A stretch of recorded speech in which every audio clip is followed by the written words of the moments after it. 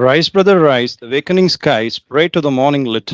The windlacer sleeps in the arms of the dawn like a child that has cried all night. Come, let us gather our nets from the shore and set our catamarans free. From the verses of the poem Coromandel Fishes, we wholeheartedly welcome the gathering for this grand event of oral session for Agricultural Graduate Students Conference 2023 in the theme of Socioeconomic Dimensions in Enhancing Crop Productivity. Once again, warm welcome, everyone. An innovative investigator who stands tall in transferring the technologies through his state of the art mobile apps, transcended as a spectacular scientist in information and communication technology, a philanthropic professor, a mesmerizing mentor. With these appreciations, we are delighted to invite Dr. C. Karthikeyan, Professor and Head, Department of Agricultural Extension and Rural Sociology, to deliver the welcome address and the introductory note about the speaker. Welcome, sir. Good afternoon to one and all. Okay, so it's my privilege to address a gathering with welcome address formally. So it's time to welcome our Dean, School of Postgraduate Studies, who is organizing secretary for this conference, 8th Agriculture Graduate Conference. And this session is going to be chaired by Dr. Suresh Kumar, a well-renowned water policy economist. So I extend a wholehearted welcome to our director cards. And this session is again going to be led by Dr. Gopinath. So he is a principal scientist to social science working in MSSR of Chennai. I extend a warm welcome to Mr. Gopinath. And I extend a warm welcome to Mr. Pragati Suran, the student representative, and he is going to do this reporting for this session. So I welcome all the faculty, Dr. Natarajan sir, and all the student friends, that is PG and PhD scholars of agricultural extension, agricultural economics, and agribusiness management, and all the students from other state agriculture universities also. So I welcome all the students and the presenters for this session. Thank you, sir. Now, it's a Cinderella time to honor the delegates with a memento as a token of honor. Now, we kindly request Dr. D. Suresh Kumar, Director Cards, TNAU, to present a memento to Dr. D. Gopinath, Principal Scientist, Social Science, MSSR of Chennai, as a token of honor.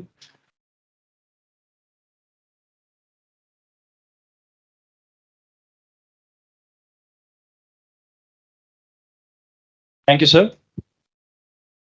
Now, we kindly request Dr. D. Suresh Kumar, Director Cards, to present a memento to Dr. N. Senthil, Dean School of Postgraduate Studies, as a token of honor.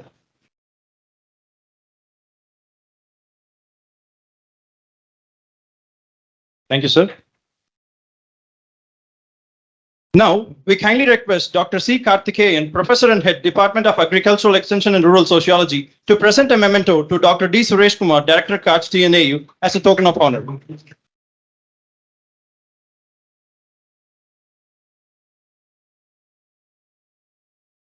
Thank you, sir. Now, we kindly request Dr. D. Suresh Kumar, Director Cards, to present a memento to Dr. C. Karthikeyan, Professor and Head, Department of Agricultural Extension and Rural Sociology, as a token of honor.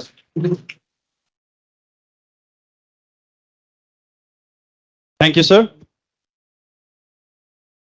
A proactive pattern of environmental economics, quest for research in impact assessment and ecosystem valuation. He secured many coveted awards for agricultural economics. His cascading projects speak volume upon him. A diligent and conscientious director, a meticulous personality. With these laudatory remarks, we are overwhelmed to invite Dr. D. Suresh Kumar, Director Cards, to deliver the felicitation. The most beloved Dean School of PG Studies, Dr. Senthil, distinguished guest of today's exclusive session on socioeconomics, Dr. Gopinath, Principal Scientist from MSSR of Chennai, Dr. Karthikeyan, Professor and Head, Agricultural Extension, and my dear student friends. Good afternoon, everyone. First of all, I would like to thank our Dean School of PG Studies for making such a wonderful arrangements uh, in organizing this Agricultural Graduate Science Congress. It's not just simply, mobilizing students and organizing students to conduct this kind of thing. And really, he's taking a lot of efforts and shown interest in bringing the eminent scientists from across the globe to share their experiences with the students. So it is a kind of a capacity building. Okay, so in that sense, really, we all appreciate the efforts taken by Dean School of PG Studies. And like all other so conferences, so one of the very important themes identified by the Dean School of PG Studies is socioeconomic dimensions in enhancing crop productivity. So in the morning, the former Vice Chancellor, Dr. C. Ramasamy, has, of course, all should have attended that one. So I need not say little further more. Okay, so the importance of the social science research and where the social scientists could influence policy making and where we can advise the bioscientists to take up further research and where we can play a crucial role in the economic development or institutional development. Everything he was actually explaining in a very broader perspective, and he has given a very big picture about that. Okay, so the social science actually plays a crucial role uh, in in policy making, in conducting the policy oriented research, in studying the so the problems faced by the society. Okay, and so that is one thing. And even for the research community also, so we are the person to give input to the bioscientists to take further research. In the sense, even still I remember the days when I spent here the same department as a senior research fellow, working with Dr. C. Ramasamy in one project that is the funded by the Rockefeller Foundation, implemented by IRI, International Rice Research Institute. So that project was about the constraints to higher rice yields in different rice production environments and prioritization of rice research in southern India. This is the title. So still I remember the title, the whole full title. So in the actually in the project, what we do basically is that we have visited all the rice research stations in southern India. Okay, rice research stations in Tamil Nadu, Kerala, Andhra Pradesh, Karnataka, including Pondicherry. And basically we studied, so the very purpose of the study is to assess the loss created by loss produced by the different or created by the different constraints. Okay, so rice production constraints. What are the production constraints? So broadly you can classify two type of constraints: technical and constraints, socioeconomic constraints. Even technical constraints, biotic and abiotic, all pests and diseases, everything, and then the soil problems. Okay, physiological problems, all problems. So just we try to we made an attempt to quantify the yield loss due to different constraints. Okay, and say for example stem borer. So stem borer, so first we quantified how much loss is produced by the stem borer. Then so then the stem borer could be see the particular pest could be controlled by different research alternatives.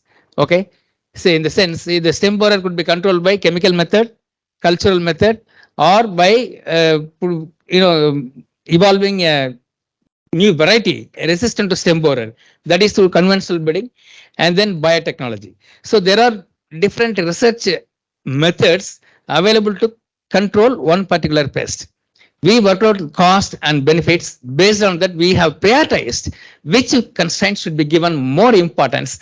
So that actually will help the bioscientists to take up their research.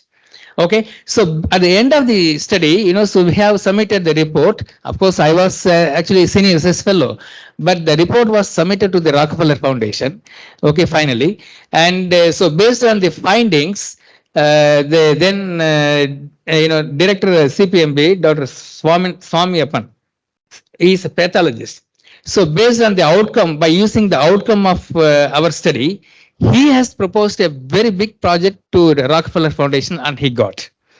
So that way, actually, the social scientists actually play crucial role. You just identify, you just study the problems faced by the farming community, even including in the research community. And then, so based on that, we prioritize and give inputs or advices to the bioscientist. So the social science research is very, very important. Okay. So just it is a one example I would like to say. Yeah, and of course, I need not say what role social science is playing in policy making and kind of impact assessment studies.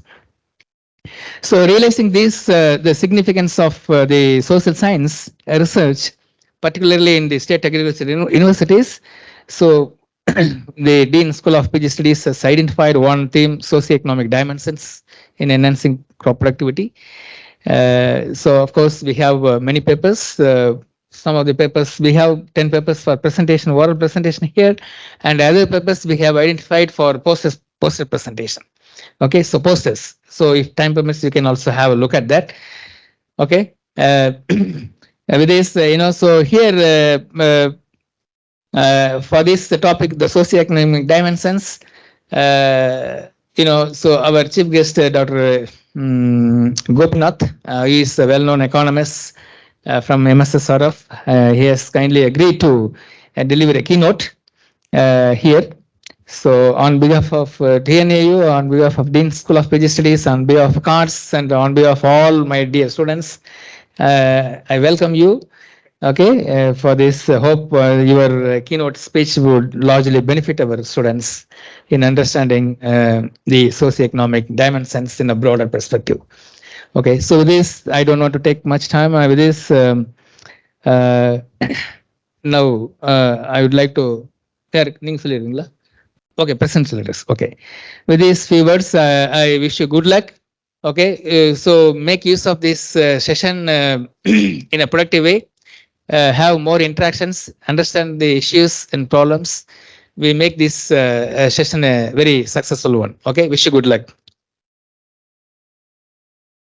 Thank you, sir. Molecular biologist who carved a niche in biotechnology, a fountain of justice, a humble and generous human with a keen vision who takes untiring efforts in rising TNAU to reach great heights. With these laudatory remarks, we are very much overwhelmed to invite our beloved Dean SPGS, Dr. N. Sendil, to deliver the presidential address. Welcome, sir. So, good evening to all. I hope you have a larger lecture in the morning. The known economist had delivered the lecture, and just I came here to motivate you how the people are attending the session. So he called me. So the great speaker is here. Dr. Gopinath is here. So he's going to give the lecture. But my only request is please try to interact with the speaker. That always the master students, not the social scientists, but other scientists not properly interacting with the speakers. I hope you are all very good social scientists, so you have the very good interaction session, so that at least after the end of the presentation, I expect minimum 10 to 15 minutes of interaction is needed. Because why we are inviting the key speakers from outside TNAU is to have a better understanding on the subject area which we learned from your course teachers or your seminars which are conducted here. We need another dimension which external, when he present that, you have some thought process in your mind, you have to clarify your thought process. So kindly I request all of you to have a good interaction with the speaker. So another thing, we have the presentations also, oral presentation. So this oral presentation also, your colleagues also presenting, your classmates are presenting. Don't feel offended if you asking questions. So if you ask questions, the presenter will get a clarity on that. So again, every oral presentation we given certain times for the question answer session. So I think the evaluator will definitely take care of the how you are responding the questions for the audience. So this will be one of the critical point. So if some of your classmates are presenting your oral paper, how much interaction is there, then only they will judge your marks. How we are anyhow, every session we are going to award the best oral presentation award, best poster presentation award. So this best oral presentation award is mainly depend on how you are interacting, how you are answering the questions. That is very important. Please try to make it not make a monologue. Please make a dialogue to have a good interactions. That will be because it's you are all a core group. Only the economists and some of the rural sociology extension groups are there. So this core group we expect more interactions in this session. I hope the chairman of the session and the co-chair will definitely will do the job. But the thing is, it's a kind of right perspective I'm telling. Please try to do that. So this is my small request. So thank you for giving me the opportunity to talk to you. Thank you, Ananda. Thank you. Thank you, sir. His genius potential in development economics is noteworthy. His stellar contribution in rural transformation and food security is praiseworthy. A confident researcher and a good administrator, he takes war-footing initiative to give a new life in nutrition security and agrarian transformation. His career path also encompasses research in United Nations Development Program and field-based CSR projects of the corporate sector. With these PhD resistance, we are very much overwhelmed to invite Dr. R. Gopinath, Principal Scientist, Social Science, MSSRF, Chennai, to deliver the lead lecture lecture. Welcome, sir. Thank you very much. So, distinguished professors on dais and off dais. Dais and off dais. My dear student friends, thank you very much for providing this great opportunity. I really feel privileged.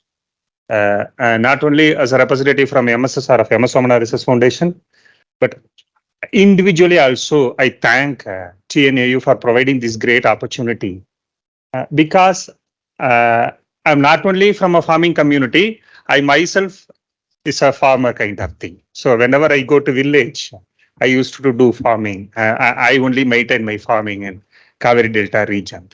So that's where this my research topic emerges. See, as a technical person, so you know very well that if department and we, discourage farmers to adopt certain varieties that will go out of this field over the period.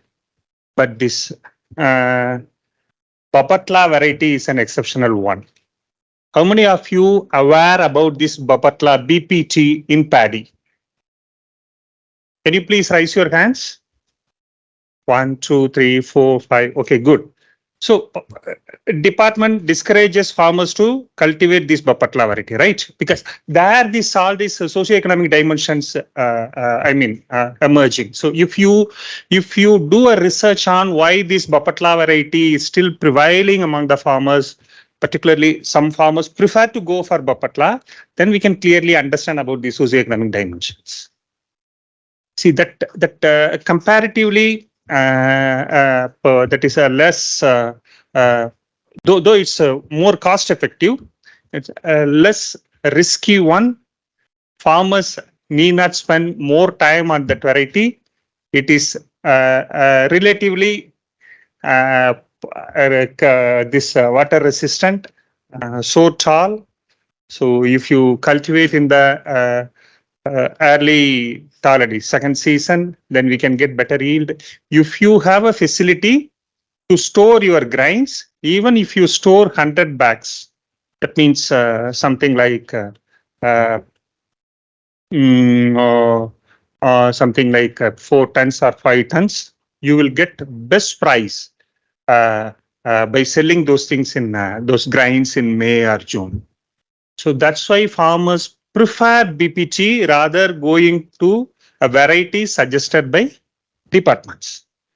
This is not only from my observations from the farmer, but I myself realized these things.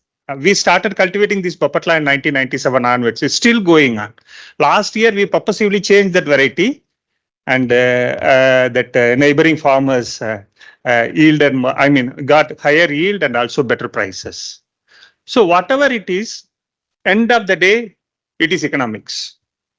Economics means the cost you incurred and price you realized from your product. Okay. So farmers, as are clearly mentioned about that, the cost of cultivation is very much important. Now, this international community is moving into one step ahead. Cost means not only economic cost. social cost of cost benefit analysis is available. Economic cost benefit analysis is available. So we have to think broadly, and we only decide which science will be successful with the community. So whoever let scientists prepare that technology and everything, but we give heart to that particular technology. So we only give life to any science. So with this one, I'd like to go to start this formal presentation, but I don't want to go for any this academic kind of presentations. I would like to highlight few observations from the data that is already available, and also my own observations from the field. Then we'll have a wider discussion. Go to next slide, please. Next slide. See, generally, if you read any textbook kind of thing, you can understand that there are a number of socioeconomic variables that decide this farm productivity in any crop. That is the household size of farmers, marital status, particularly the extent of women involved in agriculture. Educational status is still plays a role in even in Tamil Nadu's agriculture. I tell you with field experience. Annual income generated from this agriculture, farmers' experience in the field, farm size, of course, farm size, and farmers mutual society membership. You can easily understand that how these farmers are cooperative at the ground level and how they are participating in the grassroots level institutional activities, infrastructure facilities, particularly these road storage facilities, all those things, and access to government schemes. Okay, this access to government schemes nowadays closely associated with the political capability and social setup in some areas. So these are all the general list of factors available in any textbooks, but I would like to highlight a few areas where the socioeconomic dimension is very much important. Even the few areas of socioeconomic dimensions where these small and marginal farmers very much give importance to those factors. Please go to next slide. Yes. But before we go to that one, let us understand our farming community. I suggest better to study this agrarian rather agriculture. Okay, study agrarian society. So recently we had a report from this National Sample Survey Organization. Some of you may be aware about this one, situational assessment survey of farm households in India. That is for the 2018-19 data based one. See, there are certain features which are directly associated with this farm productivity. One is, I just take points for this Tamil Nadu. The agricultural households. Here, this report defined agricultural households. A household, if they generate income from agriculture for 4,000 or above, that they classify these households, one household as agricultural households. Only 26% of rural households are agricultural households in Tamil Nadu. Okay. But it has declined over the period. Now it is only 26%. And even this one, if you go by social group wise analysis, 18% of SC households are agricultural households.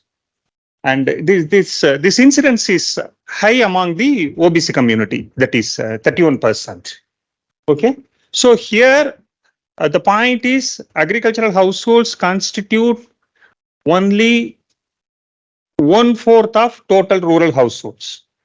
That declined over the period. And I'm not presenting another data, but I would like to highlight that one. If you take NSSO's consumption survey 2011-12, take that unit level data and analyze percentage of households reported consumption from their own production only, that is among the households who are cultivating that particular crop, even for this paddy, only 23% of households who are cultivating paddy in Tamil Nadu consumes from their own production only. Even the households who are cultivating paddy, something around 77%, They consume from market. So market plays an important role. Here in Tamil Nadu, farmers are not producing for their own consumption only. Even I can say that their own consumption is not at all their priority. Market is their priority. So everything is based on the market. And the other thing is 30 to 40% of operational holdings. Here you see, even among the households who are cultivating certain crops, 30 to 40% reported that they didn't generate any income during the last year. So that you are not getting income from the crop which you cultivated last year. That may be due to loss in crop or market failure, other thing. So this is also a reason for why farmers are not giving much importance to this farming. This thing, it shows how this crisis is existing in farming. This thing, and 64% of agricultural households are engaged in crop production. They are not in other this plantation activities. So it's still more than nearly 2/3 of agricultural households are in crop production only. So crop productivity, enhancing crop productivity is very much important. And but their access to farmer training is very meager. So, even though these NGOs, educational institutions, academic institutions, or these agriculture departments who are all claiming that we are giving regular training to farmers, the percentage of farmers reported that they received formal training is very meager. 4% among males and just 1% among females. So it means almost all farmers are out of this any formal training programs.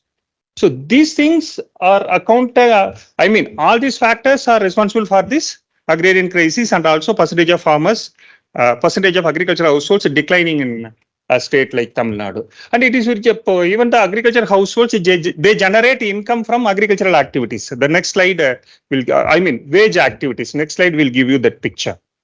Yes, 26% depend on agriculture. I mean, engaged in agricultural activities, but most of their income are from not from farming activities, but is from wage income.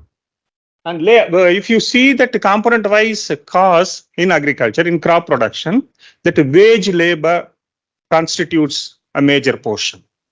These are all the things from this one, our NSSO report. Okay, go to next one. Yes. This is something about the characteristics of farmers. You know very well that more than 1/3 or 2/3, more than 3/4 of farmers are small and marginal who are cultivating less than 2 hectares. But if you see Tamil Nadu, their average annual income is 10,000 rupees 218 only. Okay, even this 10,218, of this 10,218, wages constitutes a major portion. That is 4,062 rupees, followed by leasing out of land, net receipt from crop production. This is based on your paid out costs, not this C2C, one suite, other thing. This is calculated by paid out cost. It covers only paid out costs. Even after this paid out cost reduction, they receive only 3,798. Net receipt from animal farming is 1,582. But the point is, even among this meager amount, only wage income constitutes a major portion. And we have to connect this one with the social group. How the social group, I mean, nature of this agricultural households. So most of them are from this OBC community, and average landholding size among the scheduled caste and scheduled communities are lesser than the OBC communities. Okay, and yes, that one is okay. The final one is I already made it, that 64% of these farming households are engaged in crop production. Go to next slide. Yes, and this shows how these farming communities declined over the period. So proportion of population living in rural areas had declined. Even among this population, this is based on census data, even among this population, agricultural workforce, that having both cultivators and agricultural laborers, their proportion had declined over the period. If you take agricultural workforce, the proportion of workers are more than the cultivators in Tamil Nadu. But main thing is the marginalization in farming activities are increased over the period in Tamil Nadu. That means workers as marginal farmers who are spending less than 160 days, 161 days, is more than the main workers who are spending more than 160 days in farming. That means they are not spending entire day in farming. Farmers who are claiming as farmers, they are engaged in more than one activities. So when we propose something which requires more labor costs, whether it's wage laborer or family laborer, we have to be careful that the labor availability is very limited.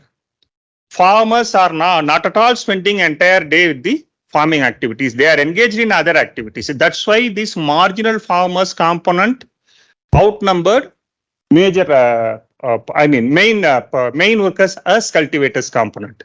Okay, that shows in our census. We are waiting for 2020-21 census data. It had to be collected. Okay, so all these things are showing some on one hand some crisis. Because of the other hand, because of this crisis, the community is moving out of farming. Okay, it clearly comes out from the data that we have. Next one. And this is very interesting. I just analyzed the economic value of different components of agriculture from this government's annual reports. Then there I understood that the proportion of crop to total economic value of agriculture, forestry, fishing, it was 60% in 2011-12. It had declined from 60% to 40%. So the point is, if you take the total value of economic value of agriculture and allied sector, agriculture, forestry, and fisheries, crop is not at all a major component in Tamil Nadu. It is livestock. It is because the value of the increasing rate of value of crops is less than the increasing rate of value of livestock. That's why this livestock gets more momentum. That's why though people, detached from farming activities, they still continue to rear livestock. Okay, this shows that one. Okay, go to next one. Next one. Next, please.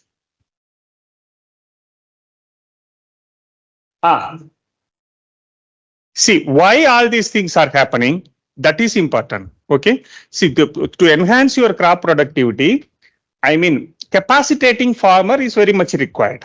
Okay. So to capacitate farmers, we applied different modes to capacitate that farmers. So advisories are playing important role. We give advisories, KVK give advisories, we NGOs, we are giving advisories. But if you see this NSSO data, out of 1,000 households, only 406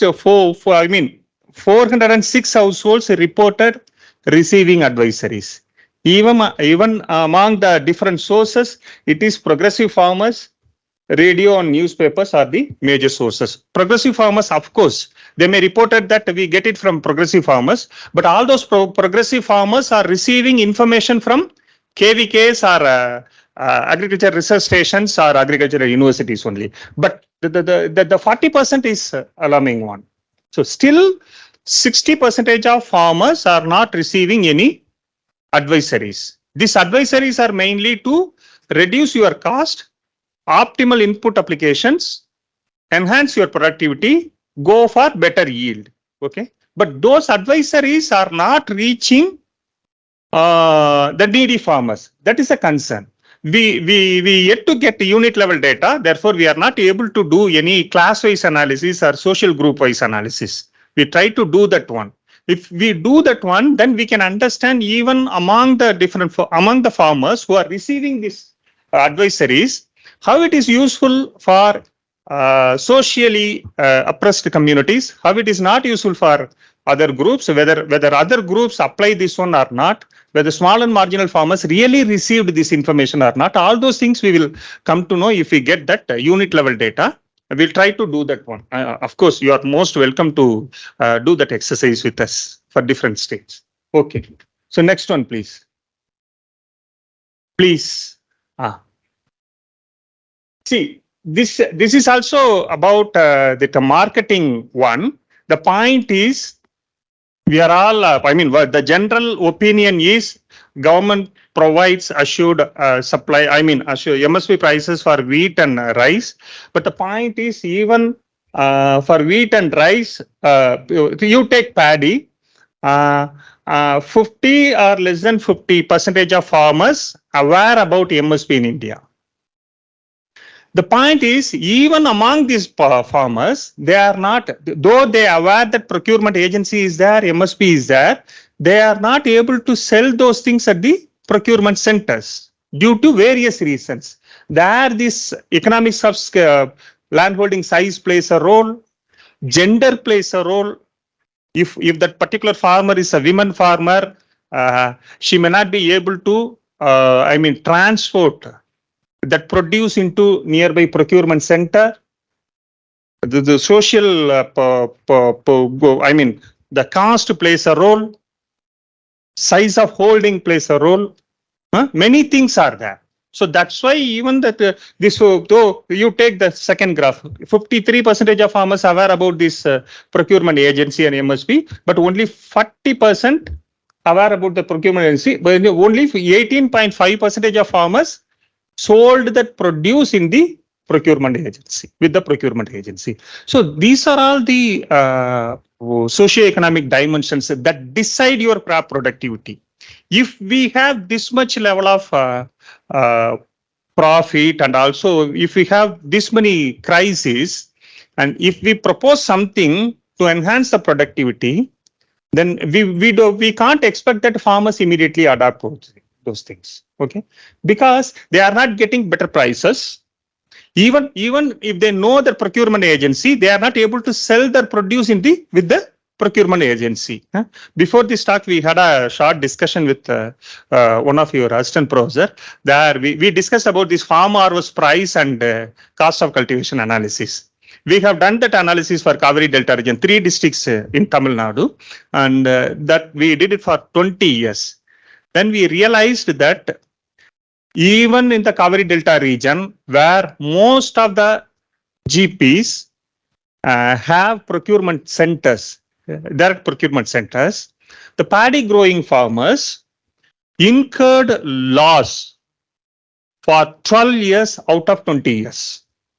That is A1 cost. That's based on paid out cost only. If you go to A2 cost, it is 16 years. That's what our calculation. I had a discussion with that assistant professor who is taking in charge of collecting this cost of cultivation data. Dr. Karthik. So I asked him whether my calculation is correct or any mistake I have done other things, and he explained me all those things. So we have farm harvest price. Farm harvest price is the price finally realized by farmer, irrespective of the place where they sell. Okay. So if you compare that farm harvest price with the cost of cultivation, then we can understand whether that farmer meets break-even point or not. Okay. So all those things constitute the crisis, and the crisis existing in agriculture is not uniform. Crisis faced by small and marginal farmers are more than the problems faced by large farmers. I can say that large farmers are having a better access to machineries, better access to market, having better access to all these agro advisories and technical inputs. If you have a habit to read Economic and Political Weekly, please read one review on how do small farmers this bear or something like that. It's a book published by Tulika Publishers. There they analyzed all these things. There is a good review published in EPW. You just read it, we can understand all those aspects. We feel that small farmers realized better yield. But after this increasing mechanization, and limited laborers availability, these small farmers incurred so much problems, and the yield of large farmers are more than the small farmers. That book established that particular part. So I would like to conclude the certain things. Please go to final one. Yeah, before we go to the conclusion, I just share few observations from that field. We have done two studies in the last 2 years. One is, yes, of course, we done one study among the paddy growing farmers in Kaveri Delta region. That was for a state planning commission. Another one is that how these farmers use these agro advisories in Pudukkottai region. That is for KABI one. This Kaveri study, we studied in all these head reach, middle reach, and tail end regions. We observed that the landlessness, but proportion of farmers leased in land is more among SC farmers than others. The point is, if you leased in land, if you have difficulty to sell your produce into the nearby market, and if you have very limited access to productive resources, you will be in more trouble. Okay. So this leasing in land activity is more prevalent among SC farmers than OBCs. Okay. So those SC farmers are in the crisis, or in more crisis one. And among the BC farmers, the second point shows that the BC farmers get better income than scheduled caste farmers. This Kaveri Delta region, you won't see scheduled tribe population. It's BC and OC.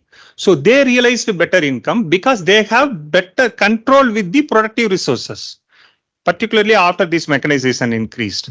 So we need to study those things. This SRIs, systematic rice intensification, is a very good methodology to reduce labor cost, realize better income. But a small farmer, particularly from a socially oppressed communities, he or she depend on nearby farmer to adapt that one. So because of this dependence is more among socially oppressed community and small and marginal farmers, they are not able to adapt more. Whereas the other communities and the farmers having more farmers in the medium or large farming category, they adapted easily by the of these technologies. So that's how they realized better income. So economics of scale is a matter. Economics of scale plus societal political power empower these other community farmers to have better access to schemes, better access to credit, all these things. So we need to study why this is happening. I told you now this Bapatla variety. So Bapatla variety, all these things are reasons for farmers to adopt Bapatla variety, though it is discouraged by department. Because you can see many farmers store 500 or 600 bags within their household itself to sell at the appropriate time to get better prices.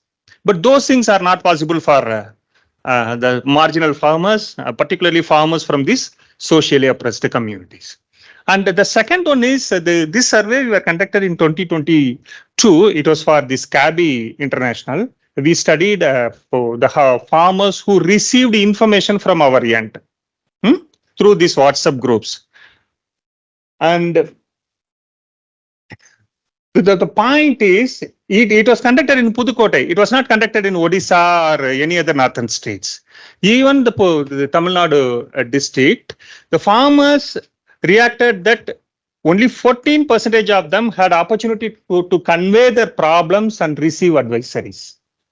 This survey we conducted among the farmers who received information from MSSRF. It's not like a random survey. It is something like we purposely did this one. Even those who regularly interact with us, only 14% of them realized that they regularly contact these things. And significant number of farmers still reported that they find it difficult to understand that advisories received from NGO or KVKs or other things. They are not able to understand that advisories. 82% of these farmers are educated, but they still find it difficult to understand the technical these things. Many times, that I just interacted with a few farmers who received information from Department of Agriculture, but not able to understand. They said that though we don't understand, we used to adopt that one.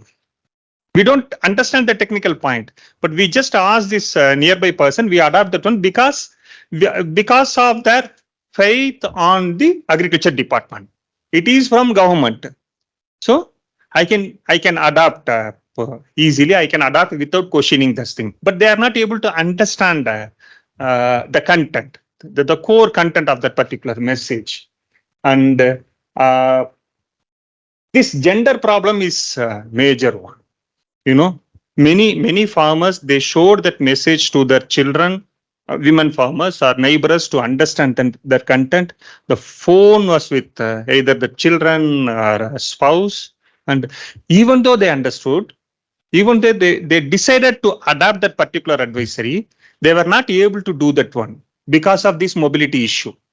They were not able to go to nearby market to buy all those suggested pesticides or fertilizers and applied it on time. So the point is, even a state like Tamil Nadu, where this gender gap is relatively low, well educated, well commercialized agriculture practices are going on, some orthodox problem is still existing. Social problems are there, gender specific problems are there, economics scale based benefits problems are there. So the request is, we need to study all those problems intensively so that whatever scientific improvement we achieved so far, that will be, we can bring those achievements into field. Particularly, we can bring all those achievements with social inclusion, without any social exclusion. So to do that kind of studies, we very much need this, this agricultural economics and social scientists into the field. That's what I discussed with our HODs are also, that each KVK, we need to do this kind of research studies intensively so that we can understand what are the problems faced by different group of farmers and adopting certain machineries, adopting certain varieties, and even accessing certain market facilities. I feel I stop here and we can discuss. I hope I meet your expectation. Because I don't want to go for that this marital status, those experiences, nothing like that.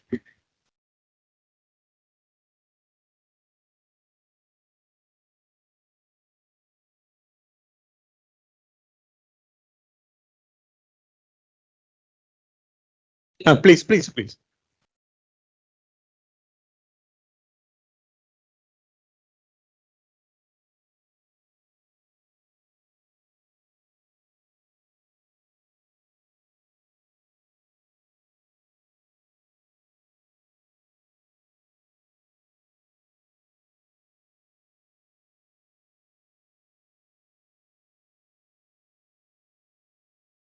See, that gap is there. Why they are not getting at least the MSP price? That kind of study is not existing. Even though I completed one study, I partially addressed that issue. But we have to understand two concepts: MSP, farmer's price.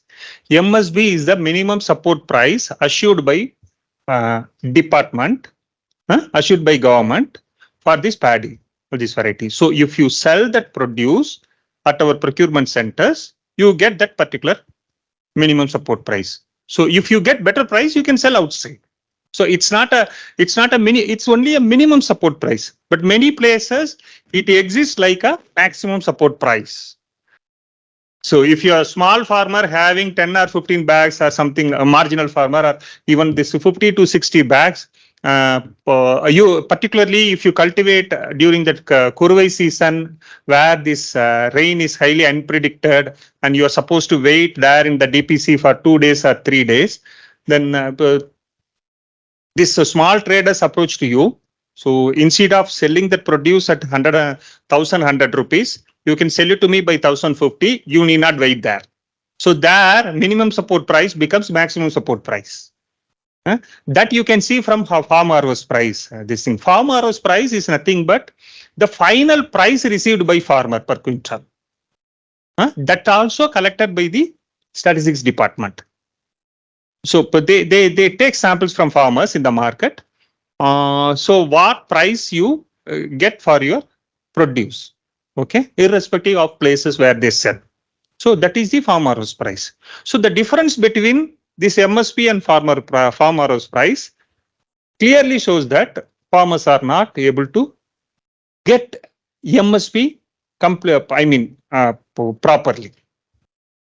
Okay, so by comparing, I compared that cost of cultivation per quintal with the farmer's price, not MSP. Okay, MSP fixed with the cost of cultivation plus A2 plus FL plus 50% what they are what government is claiming. But our duty is to understand whether this MSP reaches farmer or not. It yet to reach, scope to improve. That's what the study shows. But the clear gap is why farmers are not able to get MSP. That gap is very much there. I think we only should study that thing.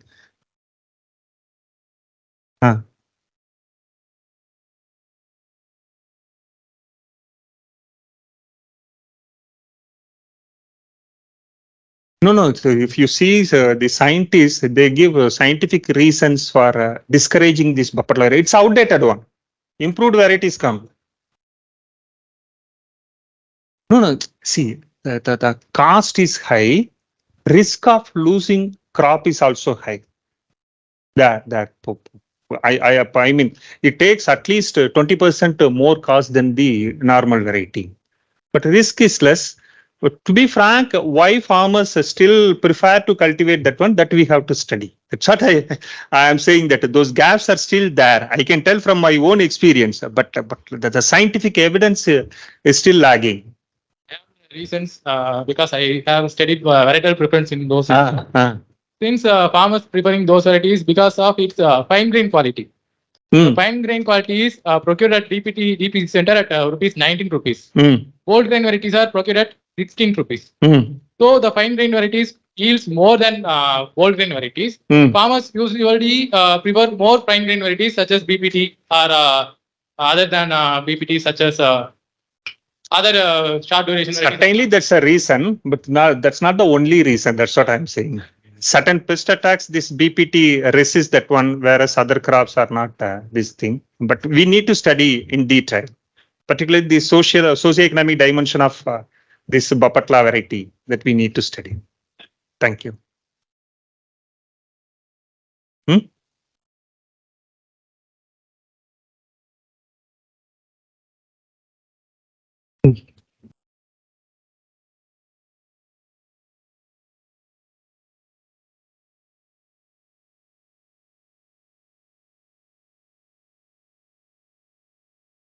Yeah, we conducted this study in all these delta districts. It's Tanjavur, Tiruvarur, Nagapattinam. When I say Nagapattinam, it includes Mailadurai. The time it was Nagapattinam and Mailadurai only. The decline, this reducing, I can say that the less income, not declining income, less income due to various reasons, increasing input costs, okay, even not adopting quality seed. That scientific, I can say that scientific farming is not happening in the field due to various reasons. Availability of inputs on time, but Discovery Delta, it's not a big problem, but scientific operation is still not happening, whether they follow this organic one or inorganic one, but the scientific operation is lagging. And marketing the produce, one important thing is this unseasonal rainfall. We have done one analysis, this rainfall analysis. Actually, your alumni Yugalashmi only did that one. We have analyzed rainfall pattern with the yield. The weekly rainfall pattern with the yield with this December and January months only. We realized that for the last 25 years, the number of rainy days increased between these 2 months. These 2 months are the, peak season for this Thaladi single crop and early Kurvai crop. So whatever crop comes under harvest during this particular 2 months, not even 2 months, the last 2 weeks of December and first 2 weeks of January, all those farmers incurred a loss. So that's how this unseasonal rainfall affect that crops, harvest very much. One more, you said like mechanization have replaced the labor force. Now in Delta zone, they are procuring from like north sides. The labor is coming to work here. What is your opinion for the small and marginal farmers? You said the large farmers, they have the ability to get mechanization. Even in mechanization, there is a problem. The intermediates plays an important role. They are taking more cost to that. What is your opinion on it? So we should understand something like that how this capital plays a role there. Though it's a mechanized one, all those machineries are machineries are coming from outside the delta. This one, but the point is, machineries, particularly harvesters, are not available on time for small and marginal farmers. If your economic scale is more, you have some power, you can catch hold them. Whereas others, they have to depend on these farmers to share their machines for this harvesting. And there is no control on the fixing rent for harvest. So it's decided by private players only. They can fix anything. Okay. That is one thing. The labor supply, yes, if you are not realizing viable income from agriculture, you will automatically move out of agriculture. So this labor shortage exists only during the agriculture peak season. Other seasons, they are all workless people. So they automatically search for employment other areas like me. Okay, this is not viable. So we are going out of this agriculture. That is it. For SRI, but I have did my seminar work in SRI. I observed that in Pudukkottai and Trichirappalli, they are reluctant to do the SRI because the criteria, whatever that one seedling, they are not. These farmers are very clever. They move into modified SRI techniques. They take whatever possible. Now even the department is also promoting this modified HRI. See, you are introducing a system, a complete package. Farmers need not adopt complete package. They can adopt whatever feasible for them. This is what we observed not only in Tamil Nadu, but in Wayanad, Koraput districts, even Assam. So where we introduced a certain package of practices, they adopt whatever practices that possible by them. So in Wayanadu, when we introduced this SRI, Wayanad district of Kerala, they didn't follow that complete SRI method. They followed that line sowing. Instead of single seedling, they transplant some 4 or 5 seedlings in a hill kind of thing. So let farmers customize according to their these things. So then it's our duty to understand why they customize this one, how it is successful. General question, sir. Because of MS Swaminathan, sir, I'm asking it. He is the father of Green Revolution. Morning, sir, Dr. C. Ramasamy has said like the NPK is not a major pollutant in soil. And what is your opinion on moving towards organic farming now? Number one, I am not a scientist. Actually, I study agriculture from economics background. I am not like you, where you got your undergraduate degree in agriculture and then studied this economics. But whereas I am from pure economics side.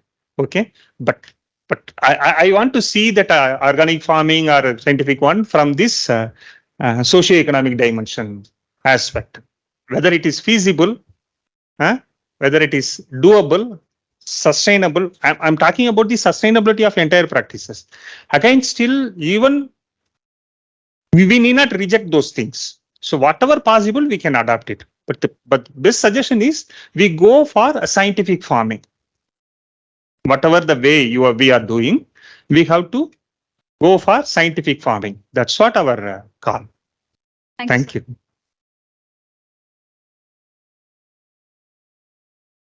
Yes, sir. Thank you. Thank you, sir, for your informative lecture.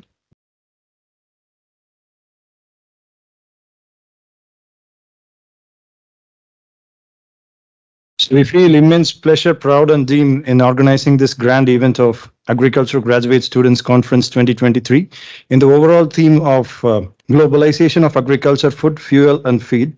We bestow our sincere thanks to our motivational drive and guiding force, our Honorable Vice Chancellor, Dr. V. Geeta Lakshmi, in offering a chance and stood as a moral support in organizing this event. We are overwhelmed and delighted to show our sincere thanks and gratitude to our beloved Dean SPGS, Dr. N. Sendil, the main brainchild behind this event. So if you see the committee list, only very few staffs are involved. It has been fully done by the students. So he blindly trusted the student to a great extent. And we are sincerely thankful for the gratitude and ever-tiring service of our respected director cards, Dr. D. Suresh Kumar, for the benevolent services he did for this event. We are very much mesmerized by the mind-blowing and informative lecture from the lead economist, Dr. R. Gopinath, Principal Scientist, Social Service, MSSR of Chennai. Thank you for spending your quality and leisure time with us, sir. And we are also thankful from our bottom of our hearts, our respected Professor and Head Department of Agricultural Extension and Rural Sociology, Dr. C. Karthikeyan, for his ever-cherishful support offered to his students. And last but not least, the celebrations are incomplete without thanking the staff rapporteur, Dr. M. Chandrakumar. And up to my knowledge, this is the first time all three departments under the director cards are involved in much extent in organizing this event, sir. And I especially thank the student secretaries, Ms. Vetri Selvi, Mr. Thirumarudan, Jason, Santosh, and all my fellow batchmates, seniors and juniors who made this event successful. Thank you. So we will be having a short tea break and continue the oral session. The tea and snacks for the members and co-chairmen are arranged in the director's hall and for the students outside. So it's tea time now. Yeah, please assemble here by 4. So friends, welcome back. So for the oral presentation of the papers. Okay. So since, so we are actually running out of time. So Kirtiga, we give you, for each presenter, we will give you 10 minutes time. Okay. 10 minutes time. And so of the 10 minutes, 8 minutes for your presentation and 2 minutes for, so the discussions, question answers. So at any cost, you should not exceed 8 minutes. So if you exceed 8 minutes, we'll put a bell. If so that will you will become so disqualified for so you will be losing marks. Accordingly, you make a plan your presentation, and you kindly focus. Need not spend much time on some preliminary and elementary and unwanted tables. You need not explain. See, suppose if you see, these are some of the kind of a capacity building program. You will be trained. It's kind of training how you should make presentations. If you put a table, so just from a single slide, what is that you would like to communicate to the audience? Okay, you just to say the message that you are communicating. You need not read all the figures in the table. Don't waste your time. Okay, so that is the thing. And what is the message you are communicating? You highlight that. So you start with your hypothesis or research questions. Okay, objectives in a brief, then methodology in a brief you tell, then your results and key findings, and finally what policies that is coming out of your paper. Okay, so you focus much on this. Please avoid unwanted explanation of unwanted figures. Okay. Okay, so with this we start our presentations. I think totally we have 9 presentations. Okay, what is that you call Vejimulu Thang? Oh, you are good. Come. Hello, everyone. And to our respected delegates today present here, Malay Wanakam everyone. So today, my name is Vezimlu Tayang from Department of Agriculture Extension and Rural Sociology from second year PhD. So today, main objective of my presenting is to make you realize, like researchers, what is the need of meta-analysis in our research work. And in 5 minutes, we'll be able to decide if the extension advisory system can be considered as a socio-economic dimensions for our crop productivity or not. So, without taking much due, agriculture extension advisory services can be defined as any kind of services provided to the farming community or even to the rural community in order to facilitate access of information technology and then productivity increasing and enhancing their livelihood sustainability. But despite the very much advantage of the aim of the extension advisory services, many literature have shown that there is a lack of quality in extension advisory services, and farmers also have complained that there is an issue in accessing extension advisory services, and also there is a challenges faced by the extension agent in disseminating the farming technologies, and thereby it also leads to the greater challenges faced by the gender inequality in assessing. And the last one is this whole thing, it contributes to the slow development of farming community. So with today's objective of the study is to identify the extension advisory services variables, all the variables that directly or indirectly affect the extension services. And also after identifying the variables, the relationship between the variables are needed to be analyzed in order to develop a fine policy making for the extension agents for contributing to the sustainable production and increasing the farmers' income. So meta-analysis is one of the approach that I have used in my study, and this can also be used by all the researchers. I really want to emphasize on this methodology because it brings the it is a combination of qualitative and quantitative analysis, which helps to identify the main gap between any kind of research. It can be taken in any sector, an allied sector. It may be from the agronomy, crop science, and all. It eliminates the biasness of researchers in order to develop a frame and objective for the research. So the methodology includes identification of international database where we can find all the literatures available. So purposely I have chosen Scopus as one of the international database. And then second step is by identifying the interest area, we can find out how many literatures has been published in the literature. So my area of interest was extension advisory services. So after this one, we have to frame a criteria for the selection of articles. And it is followed by the identification of variables and grouping of constructs by coding. And the last one is quantifying of the analysis results of the literature that can be done by multiple corresponding analysis. So after framing from the database, the various literature was identified, and then article selection for the study was taken in the 3 phases. The first phase includes when we type extension advisory services in the Scopus International Database, we found 521 articles that were talking about the EES. And then in the screening phase, like some of the journals were in the closed access, so open access was considered. Under the open access, again, further when we categorize it, that is EES, and in the agriculture, because extension advisory services can be found in the psychological sector, in the medical sector, economic sectors. So specifically I have taken for the agriculture sectors, and it was came down to 161 literature, which is very few literature has been found. And then in the excluding criteria, based on the documents requirement, that is only articles and the book chapters were selected, and then articles that is being published before 2012 were rejected, and also articles that were not published in the English medium, that was rejected. And it was also rejected by the title, because extension advisory system does not only talk about its system, but also it also talks about the other farming benefits also. So in that way, and then based on the publication stage also it was rejected, because in 2023 there may be some literature which will be found to be published in the 2024. And then based on abstract and full paper, finally a combination of 50 articles were selected for the study. And these 50 articles which were selected for the studies were divided, mostly found in United States of America and then United Kingdom, and very few papers were found from India, Japan, whereas these are the countries which are having the huge population of small and marginal farmers. Therefore, the ES studies needs to be conducted, needs to be taken up by the researchers.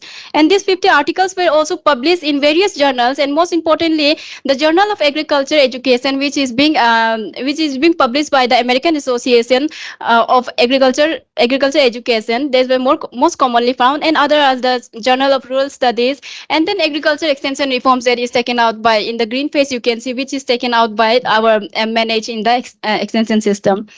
So after analyzing the 50 articles going through, we have identified that the 50 articles, they were all talking about the ES system, mostly was focused on the technology transfer, livelihood development, digital extension, pluralistic extension, vocational training, and demonstration, and agriculture information and all. These 14 variables were further this factorization in order to bring a few factors. Most of them were, first was the purpose. The purpose defined the main objective of the extension advisory services, which the under criteria it has formed the five variables were forming under the purpose. And the next one is the ES strategies, which means what is the approaches of the agriculture extension system, that is like ICT pluralistic approach and then digital approach were mostly talked in the literature.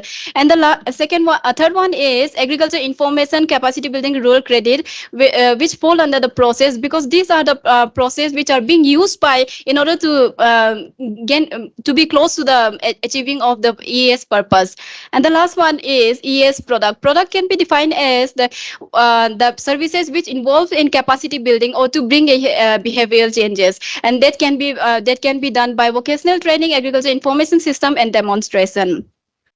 After the analysis of 50 articles, it can be seen that the ES product, out of 50, almost beyond 26 literature we're talking about the ES product, that is livelihood development. Their main purpose, the extension advisory services main purpose was to develop livelihood development of the rural farming community by 56%, and then technology transfer they have talked more about. And under the ES strategy, 24% of the studies were found, and then which only focus highly on the ICT pluralistic extension. And the third one is the ES product, which is lagging behind by 23%, and it has most content about the vocational training and agriculture innovation system by 48%. And the last one is ES process, 20%. And then we can see here that the agriculture information is most described and discussed on agriculture information, and the most sector that was lagging behind in the agriculture advisory services was rural credit. The rural credit was less discussed among the extension agents among the farming community. So the question arises here: does the rural credit information discussed in the literature hamper the studies of crop productivity or not? So lastly, we can say that since agriculture advisory is shifting towards the attention to the broader goal to improve the farm income and farm rural livelihood, that in order to increase the farm income, the adaptation of farming technology is very much important, and then adoption of farming technology can be enhanced only through the agriculture rural credit. Therefore, the intervention of credit access and ES becomes very vital for to overcome the challenges faced from both the ends. So therefore, we could conclude it by saying that ES can be considered as one of the important dimensions for the socioeconomic, which can enhance the crop productivity among the farming community. Therefore, lastly, I would like to conclude by saying that after this study, the researchers has a scope on research on developing extension strategies to include rural credit access, and they can also work beyond that by in order to develop a strategies, structural and measurement model for the credit intervention with the extension advisory services. Thank you so much. Okay. So this is actually the methodology is very interesting. Okay. Yes. So it's not exactly meta-analysis, but it's actually systematic review. It is. Okay. So meta-analysis is basically it's the analysis of analysis. You analyze all the micro level studies, distill them to draw broader macro level conclusions. So it may be sometime maybe qualitative and quantitative. Yes. Okay. Mm. Yours is systematic. Systematic review. That is Sir, very, yeah. Actually, systematic analysis I have shown here, but because of the limited this one Yeah. timing, and I I know, cannot I know. put the Yeah. quantitative. So what quantitative tools you used? This one multiple correspondent analysis. Okay. For quantifying the variables and factor analysis. That's how I came into this one. Okay. Okay. Yes. The table was there, but because of the space, I could not fit in. Yes. Good. Yes. Thank you so much, sir. Dear participants, I want to tell that one information about this evaluation. There are 50, your paper will be evaluated for 50 marks, 10 marks for the content, 10 marks for the clarity of presentation, 10 marks for the novelty of the paper, and 10 marks for the ability to interact and discuss. So there should be some questions from the participants. Then only we can do the evaluation. So I request all the participants to interact with the presenter and mediate the presentation. If there is any question regarding the meta-analysis process also, I would like to answer that one, because it cannot only, not necessarily it has to be with my presentation. Did you use any softwares? Yes, sir. You can talk about. For using the meta-analysis, like qualitative part, I have used a Scopus database, and then from which the diagrams were drawn. It was from both views. It's a combination of Scopus and both views impact. And then for factor analysis, I have used what we call SPSS software, and for quantifying the MCA, multiple correspondent analysis, the R softwares were put into use. So in total, I have used like four softwares.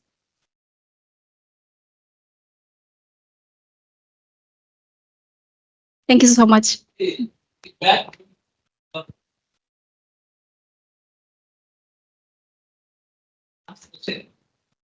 are giving opportunity for you to speak. You don't speak. Yeah. Thank you, ma'am. Next to present is Adityan S. from Extension Department in the topic addressing grape farming challenges in Theni district, actionable recommendations for farmers. So good evening to one and all gathered here. So today we are delve into the topic is addressing grape farming challenges in Theni district and its actionable recommendation for farmers. So introduction, its notable sector is horticulture. It's a very remunerative sector comparatively agriculture. So the grapes are most widely grown fruits in India. It's the third most commonly shown fruit is grapes after the citrus fruit and banana. So here grape production overview in Tamil Nadu. There are a lot of districts who are cultivated grapes. Mainly in Theni district have 2,093 hectares contribution. Then Coimbatore 242 hectares contribution, and Dindigul is 105 hectares contribution in this grape cultivation.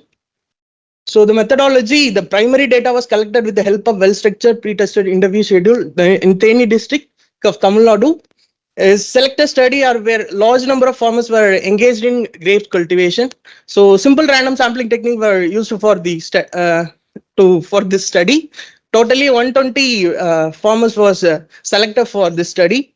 Using Garrett ranking method, data inferred grape grower constraints and suitable suggestions. So first of all, the constraint faced by the grape growing farmers. First one is technical constraints. So 63.09%, less number of grape experts within the district is there. So that is one of the technical constraints. Even though Theni have grapes research station, there is only in 2 to 3 members of scientists is there for addressing grapes problem. It's one of technical constraint discussed by the farmers. Then erratic monsoon. So the erratic monsoon and climate change was affected all over the agriculture, and in this aspect, in order to all the crops except maize, then high cost of inputs and plant protection chemicals that contribute 48.54%. Then irregular and insufficient power supply. The high cost of during the creation of trellis and for creation of grape growing because it's a vein. Then high susceptible grape crop for pest and disease. Even though the people are adapting dog-rich rootstock, it's a highly for drought and it's a highly resistant in drought and salinity. Even though it's not for high pest and disease. Then lack of information on demand and supply of grape was contributed 48.56%. Then financial and credit constraints. So 63.09% was a very high rate of interest, even though the grape farmer was not assessed with institutionalized credit. So that the very high rate of interest was occurred. So the non-availability of credit in time, because the grapes have highly in that critical condition. On that condition, we must apply that inputs in a proper way, so that inadequate credit support for increasing grape area. Even though we are discussing there's a lot of initial structure of grape farming was developed, but it's using the highest cost in nature. Then inadequate guidance on credit availability in financial institutions. Then high cost of production in 1 hectare, that may be an 2.5 lakhs per hectare it's need. Then lengthy and tedious procedure for advancing loan is 49.52%. Then mainly marketing constraints. That is a perishable nature of the product. In Theni district, their particular variety was grown in Theni district. That is one Muscat Hamburg, that commonly known as Paneer Traksha. There is 90% of water, so that we can't stored, because the 90% of water it's going to freezing condition. Then high price fluctuation in grape, because it's a non-climatic fruit.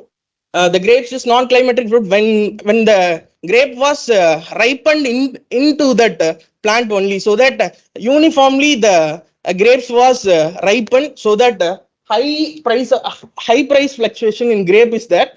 There is no scientific criteria for price fixation of grape.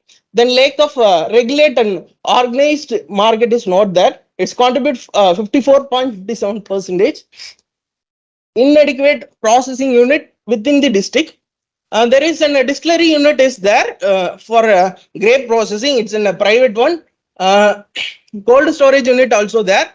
Due to the 90% of water content, we can't store or processing those processing units, in particular that Paneer Traksha. Then high cost of cold storage unit contribute 50.3%. Then lack of cooperative marketing, 49.13%. But the people are now mobilized for FPO. Then lack of support price. Then lack of connectivity with bigger markets through rail. So because it's bulky in nature, normally we are transporting the grapes using the trays. So when we are going for transporting, means it's a huge cost in the contribution.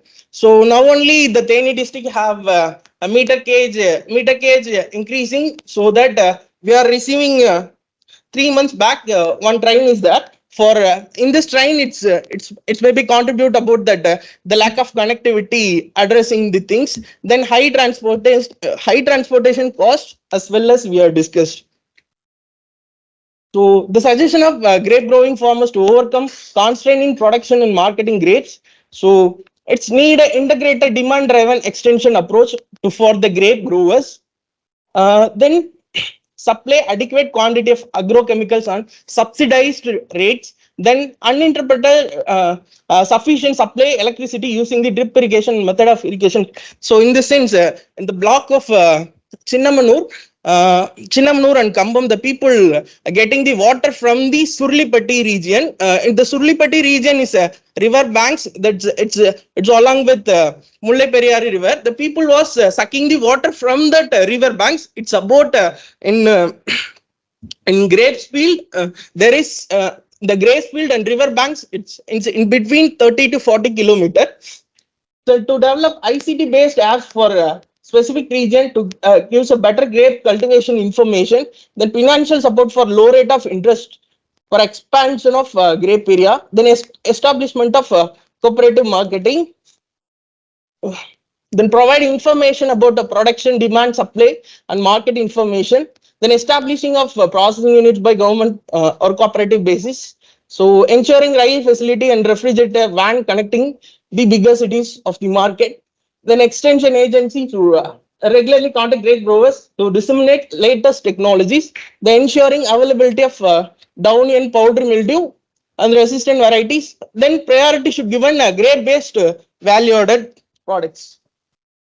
So that the challenges are spectrum for technical and financial, the marketing constraints significantly affect both productivity and profitability. So the proactive involvement from the policymaker and agricultural institution or extension agencies to focusing infra and time credit and strengthening of market linkage.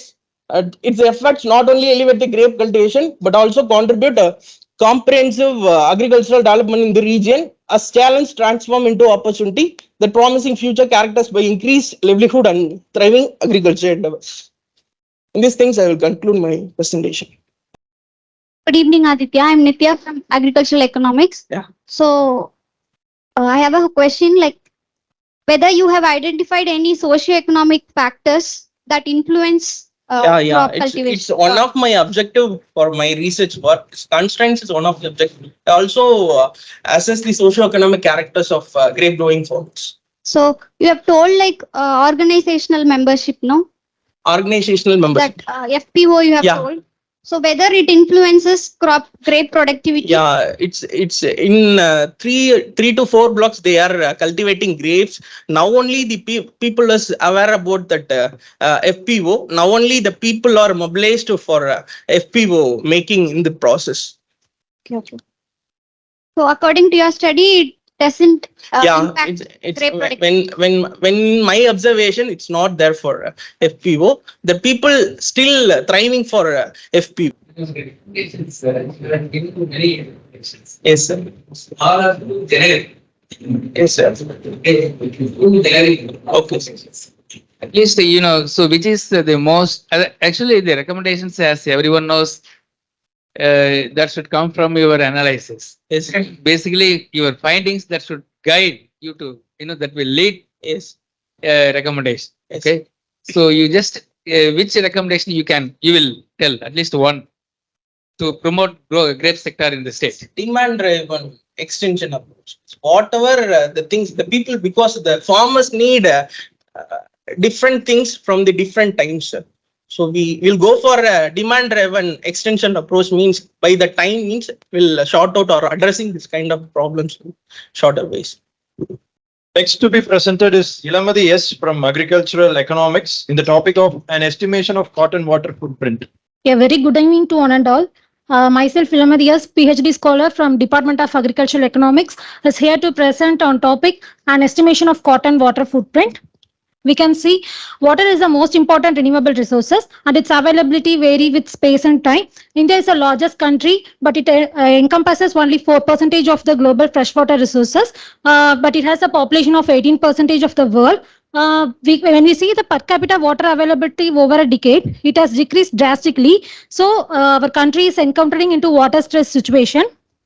Why I have chosen cotton means it is a king of fibers and it's a white gold because of the high income remunerative nature. And in case of India, India accounts for 33% of world cotton area, contributing 25% to the global production. We can say it is an essential non-food crop cultivated wider next to rice and wheat. There are many advantages regarding cotton. The main drawback in cotton cultivation pertaining to India is low cotton productivity. Next, we can see the global cotton scenario. These 5 countries are the major cotton producers of the world. If we see the graph, we can see India is leading in area, but in case of production and productivity, it is not on par with the increase in area. This is the main drawback. Next, mainly 95% of the Indian cotton production is concentrated in these 9 states, which is divided into 3 cotton zones. Let's see what is the concept of water footprint. water footprint is nothing but the volume of fresh water utilized in producing the product within the geographical territory of the nation. Basically, it is accounted in three forms: green water footprint, blue water footprint, and gray water footprint. Green water represents the volume of rainwater utilized in crop production. Blue represents the irrigated or surface water. The gray water is nothing but the volume of fresh water required to assimilate the pollutant loads in the soil or in anything. The research question focused in my study is, does cotton crop use a significant level of water resources? Can climate variability in recent past retain area under cotton? With the research question, the objective formulated is to quantify the water footprint of cotton in India. My study is purely based on secondary data for the year 2011 to 2019, and the data sources were collected from India Stat and DIS. Let's get into method of analysis. Generally, the water footprint is accounted in three forms. All these aggregates constitute the total water footprint. Basically, it is calculated by using crop water requirement of the particular crop. And the crop water requirement is calculated based on evapotranspiration. If we divide the crop water use by crop productivity, the seed cotton yield is nothing but the crop productivity, we can obtain the water footprint of the whatever crop we are studying. This is a gray water footprint calculation. This is a little bit different from those two calculations. For gray water footprint, I have taken only the nitrogen fertilizer application because of some of the data limitations. Next, using the CropWet and climate software, I have calculated the location specific evapotranspiration. From this, I have derived the crop water requirement. From crop water requirement, I have calculated the water footprint of our country, India. This is the steps in CropWet software. It gives a location specific. If we support with input to this software means it will give the output to the particular location. These softwares were developed by the Food and Agriculture Organization. Let's get into results and discussion part. This is a trend of cotton during my study period. We can see the area and production is more or less a little bit undulating. If we see the productivity after the year 2015 to 16, there is a drastic decrease, mainly because of the pest outbreaks, that is such as pink bollworm or whitefly, or maybe the diversion of cotton area to some other remunerative crops. The average water footprint calculated for our country is 13,318 meter cube per ton. Out of this, the 70% is accounted by green water and 20% by blue and 10% by gray. If we compare with global water footprint, it is thrice the time higher than that of global average. So it is our water consumption in producing cotton is very much higher only because of the issue of low cotton productivity. This is a green water footprint case. Actually, I have accounted in form of zones. The southern zone is responsible for the greater water footprint. If we see the trend, over the years, the green water footprint is increasing, mainly because of the low cotton productivity issues, because of the cultivation under rainfed condition, and plant population per hectare is also minimum in case of cotton. Next, blue water footprint. Coming to northern zone, it recorded the higher blue water footprint because in that area, 99% of the cotton area is cultivated under irrigation, though it is in a arid conditions. So it accounts a huge blue water comparative to other two zones. The gray water footprint, I have calculated only for nitrogen because of the relentless application of fertilizers by the farmers. The gray water footprint is also higher comparative to other nations in our country. If we see the zonal comparison, more or less the water footprint is similar in all zones. Only the proportion varies. That is, blue water footprint is higher in northern and it is lower in southern and central, and green water is higher in central and southern zone. All over thing, we can see we are utilizing more water for the production of cotton crop comparative to other nations. Conclusion is only because of the low cotton productivity problem, our water footprint is very higher. Although the northern zone is encountering very low rainfall and high temperature, they are diverting huge water through irrigation for the production of cotton. And the policy suggestion is the low cotton productivity should be addressed. Actually, through the help of BT, we have achieved the enormous production, but the productivity is not up to the level. So we need the varietal improvement if necessary, and the plant population per hectare should be maintained properly. Or in some cases, if we need any mechanization, means we can go for that. Next, the usage of green water is more.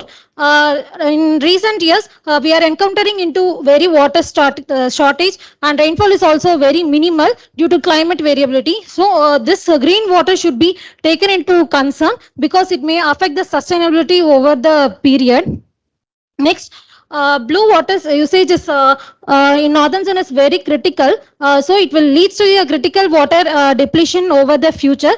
So we can divert the crop from the arid zone to tropical region by increasing the plant population per hectare. These are the references. Thank you.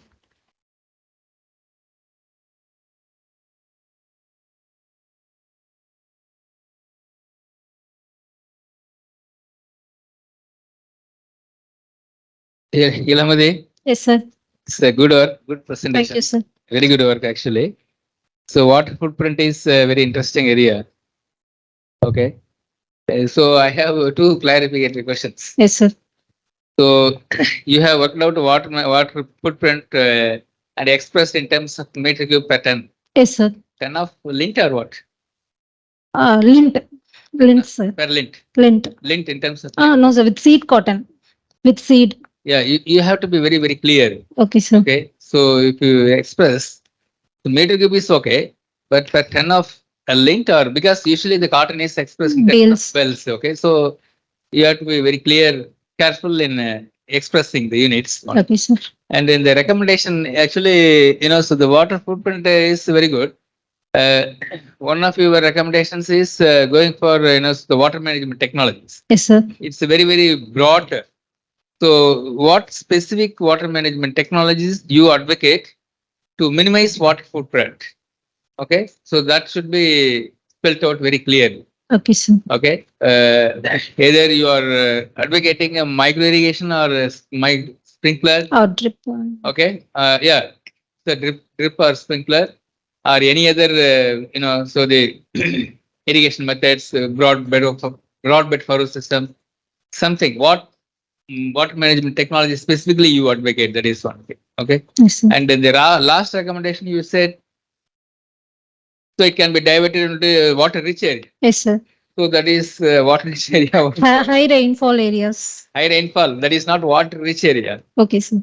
Okay. Yeah. So your advocacy with the micro irrigation water management technologies itself okay. Yes, sir.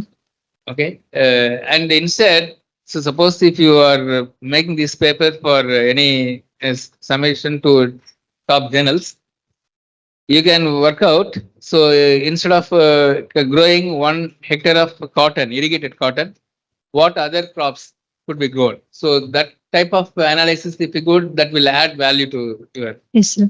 Sure, sir. Ilamadi, Yes, sir. it's a good presentation. Thank you, sir. I too have the same thing. You are telling about 3 different concepts: gray and green and Blue. say. Yes, sir. What about the adoption of this irrigation management technologies in all these 3 different areas? Irrigation manage. What technologies you are asking? Is there any difference, or all the people are using the same technology? Mostly in our southern region, cotton is mainly cultivated under rainfed, sir. If we go into northern means they are using a tube well irrigation to support cotton. In that case, do you define that even the gray area, they are utilizing the water very efficiently? Actually, gray, it is one of the assumption we are calculating this much water is required for assimilating pollutants in order to avoid the environmental damage. It is not an actual water that is consumed. This blue and gray are the actual water that is embedded in the product. So PhD work or MSc thesis work. MSc? Thank you, sir. The next to present is Divya Ji from Agricultural Extension in the topic COVID-19 and its effect on financial capital of small and marginal. Good evening, everyone present here. Myself, Divya, PhD scholar from the Department of Agricultural Extension, and my presentation is about COVID-19 and its effect on financial capital of small and marginal farmers. So everyone is experienced with COVID. Actually, COVID-19 had a profound impact on various sectors like educational sector, agriculture, travel and tourism, and automobile industries. So it's very important to study about COVID-19 impact, especially on agriculture, because agriculture is the backbone of our Indian economy. So the findings reveals that agricultural production has a decrease of about 3.11%. It is equivalent to 17.03 million tons in Southeast Asian countries. And according to the survey of NABARD All India Financial Inclusion Survey, the average household income is about 8,931. So here, the majority of the income from agricultural practices. More than 85% of the farmers are small and marginal farmers. So it is important to study about COVID-19 impact on small and marginal farmers. So my methodology, so my research area is Northwestern Zone. It includes 4 districts, Krishnagiri, Dharmapuri, Salem and Namakkal. Due to diverse crop cultivation and like fruits, flowers and also cereals, I selected this zone. And based on Cochrane sample size estimation, I calculated and confirmed with 320 respondents. Based on simple random sampling from each district, 80 respondents were selected. And ex-post factor research design has been utilized, and pre-tested interview schedule used, and statistical tools like percentage analysis, PAT-T-test, and cumulative square root frequency has been utilized for the study. And findings and discussion part. Financial capital, it is measured using 7 indicators like occupational status, annual income, annual expenditure, loans, savings, net profit, and farm produce sale. So the findings are from occupational status, majority of the farmers solely focused on farming, and only two farmers focused on sericultural activities along with farming. Then annual income, actually the study is compared with before COVID-19 and during COVID-19. Very low income group has been observed during COVID-19 pandemic. The low income group has been increased when compared to before during pandemic. Then annual expenditure, and the expenditure was also increased during pandemic when compared to before pandemic. Farmers could not able to sell their produce. My respondents were perishable producers, like those who are cultivating flowers and tomato growers. So that time the farmers can't able to sell their produce, and their input cost was also increased. So due to input cost and double the labor charge, annual expenditure has been increased, and can't able to sell their produce, their net income has been reduced.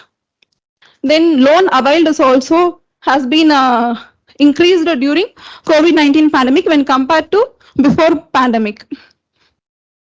And savings, here we have to notice that before pandemic, farmers have nearly 87%. Majority of the farmers have high savings, but during pandemic, farmers had no savings because of their perishable produce. They can't able to sell their produce.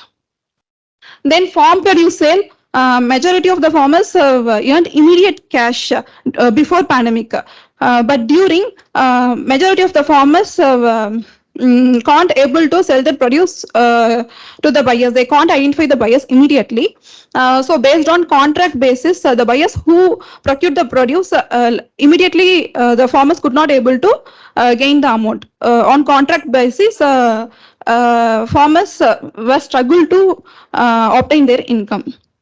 So net profit is also very low. It has been increased during pandemic when compared to before pandemic. Actually, the intents of COVID impact has been studied, and from overall respondents, 320 respondents, I classified into 4 quartile, that is below 25%, 25 to 50%, 50 to 75%, and more than 75%. And district wise, Salem district before pandemic it is, Salem district has the higher financial capital before pandemic. When during pandemic, Namakkal district has higher financial capital under 50 to 75%. The rest of the districts were under 25 to 50%.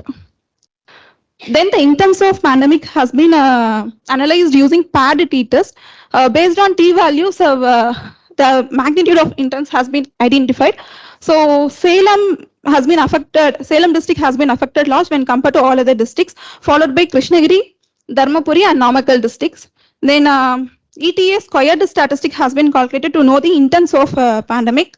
Based on overall T value, the ETA squared statistics has been observed as 0.77. Actually, the scientist Cohen, his guidelines has been utilized. If it is 0.01, it is small effect. If it is 0.06, it is moderate effect. And if it is 0.14, it is large effect. Actually, my findings about 0.77. So it has greater effect. So the objective of the study is to identify the intents of COVID-19 on financial capital, and has been concluded that it has the greater effect on the financial capital of small and marginal farmers. Especially the impact is high in Salem district compared to all other 3 districts. Conclusion, actually double the labor charge is the major problem faced by farmers in Salem, especially because farmers from North Indians were utilized for intercultural operations. So suggesting MG Narega workers to actively participate in intercultural operations in the small and marginal farmers field. And it's important to focus on group approaches. Tying up with agro-processing industries is encouraged. And so farmers, for their perishable produce, they have to utilize cold storage infrastructures through FPOs. With the active members of FPOs, we can suggest they can avail fund from government through FPOs, and they can construct cold storage infrastructures. And on a shared cost basis, the logistic support could be encouraged. So finally, the net profit has been decreased, and savings is also decreased during pandemic when compared to before pandemic. So if the profit and the savings has been increased, it finally leads to it finally boosts the farmers to enhance their crop productivity. Thank you. Actually, I discussed with the farmer. Large farmers, big farmers, they are utilizing this. Actually, MG Narega farmers can involving in their farm activities, but mostly small and marginal farmers didn't know about this. And if they talk with Panchayat level, they can utilize this opportunity actually, but no one knows this. But big farmers are benefiting from. So your policies and your analysis, how it relevant, your suggestions with respect to your analysis? Yes, sir. Annual To the expenditure. extent possible, you try to come out with that. Okay. So I have only one question. So among 4 districts in the north, the effect is very high in Salem. Why that is especially Salem is high? Due to higher mobility restrictions, and they can't avail labor for their farm activities, sir. And mostly I focused only on perishable growers like tomato and tuberose, some farmers cultivated. So those farmers are affected when compared to Krishnagiri and Dharmapuri districts due to higher mobility restrictions and due to maximum COVID cases. This may occur. No, it's not like this. But during pandemic, actually farmers left their produce in the field itself. Some farmers, they can't able to harvest. They can't find. Sir, it's my dependent variable, sir. I have 5 thesis. Madhu Abhirami B from Agricultural Extension Department on the topic of evaluation of extension and advisory services delivered by KBK during COVID-19. A very good evening to one and all present here. Myself, Madhu Abhirami, PhD scholar from the Department of Agriculture, Extension and Rural Sociology. I'm here to present about evaluation of extension and advisory service delivered by KBK during COVID-19 pandemic. As my previous presenter spoke about how COVID have impacted the agriculture sector. So now what I want to tell from my findings is, in what way KVK have helped the farmers to overcome the effect caused by the pandemic. Next slide. So COVID-19 pandemic effect on agriculture. So it was found that world has significantly affected because of pandemic. All the sectors have been drastically affected, and then agriculture sector is no exception in that. So it was found that the pandemic lockdown period was coincide with the harvesting season of rabi crops. So farmers faced severe difficulty in marketing their harvested produce, and also farmers faced difficulties in getting logical support. And also for harvesting, they faced difficulties in getting labor. So in order to give all these sort of service, KVK have extended their fullest support. Not only KVK, along with KVK, other service providers such as the input dealers, State Department of Agriculture, NGO officials came forward for providing extension and advisory service to the farmers. So it is the need of the hour to study the effectiveness of extension and advisory service provided during pandemic in the perspective of KVK scientists. So why I have studied the effectiveness in service provider perspective means they are the service provider. They should know whether the service have reached the farmers effectively or not. Then only they can rectify the errors in futures for the betterment of farming community. Because we didn't expect this COVID will come. We can't tell no other pandemic will come in future. We can expect any pandemic in future.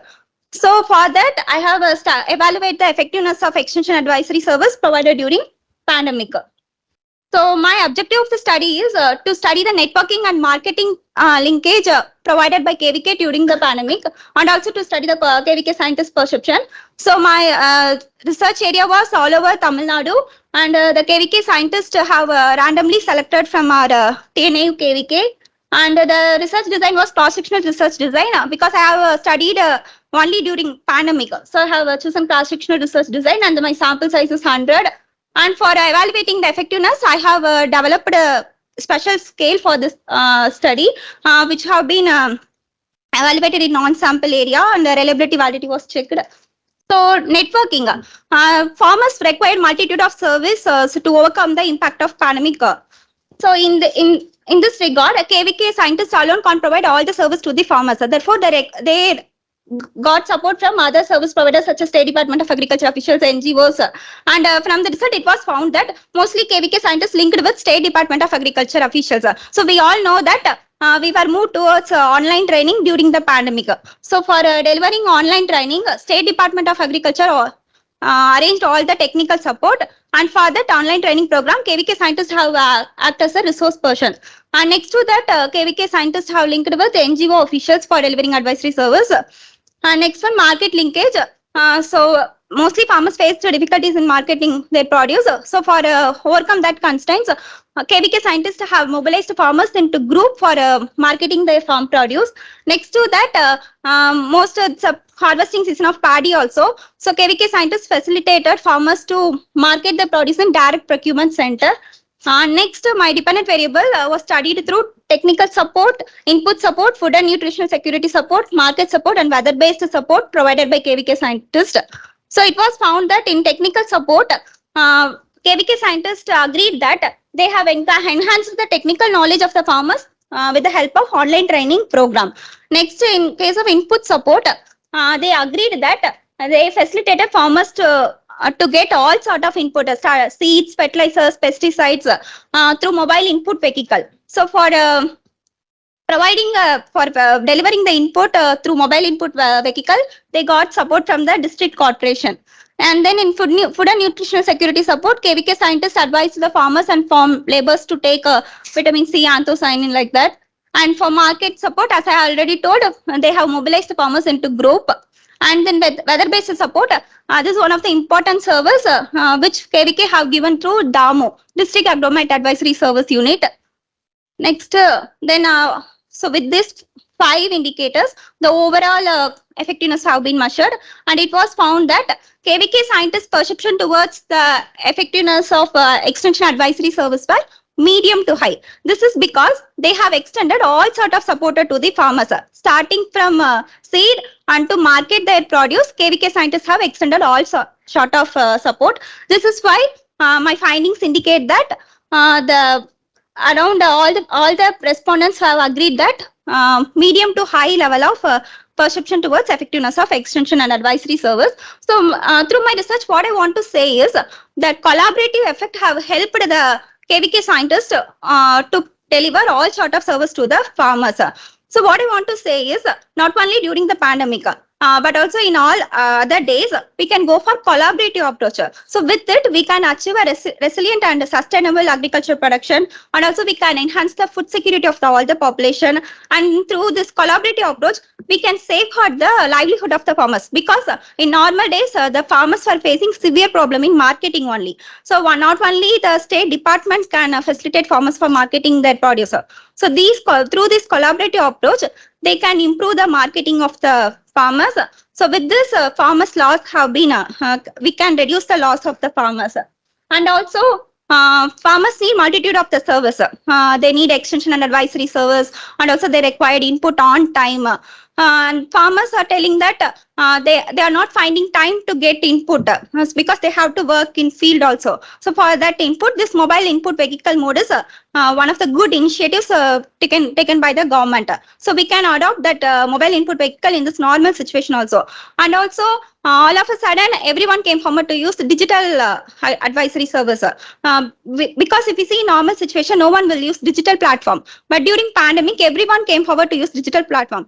So we can I'm suggesting to the government in normal situation also we can go for adopting digital platform for availing all the extension and advisory service. And next to that,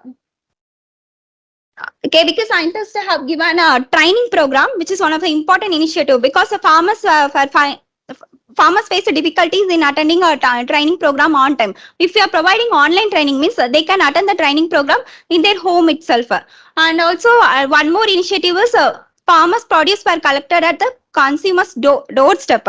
Sorry, for farmers' doorstep. So we can, in normal situation also, we can procure the produce from the farmer's doorstep, through which we can remove all the intermediaries. So thank you for giving me this opportunity.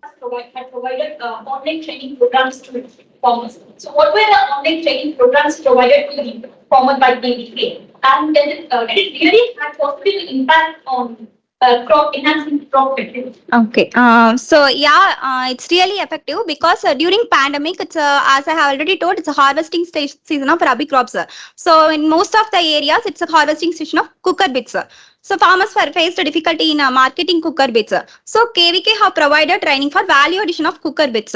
So most of the women farmers came forward and attended the training program.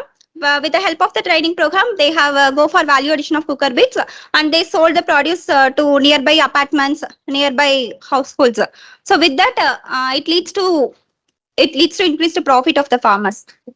So it's really effective during pandemic. So what I'm suggesting is even after pandemic also we can go for it.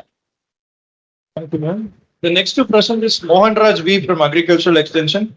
The topic of exploring the role of social characteristics, the adoption of risk management strategies among rice farmers in the Kaveri Delta zone.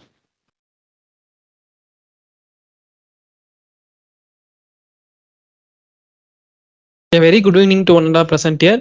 My topic is exploring the role of social characteristics in the adoption of risk management strategies among rice farmers in Kaveri Delta zone of Tamil Nadu.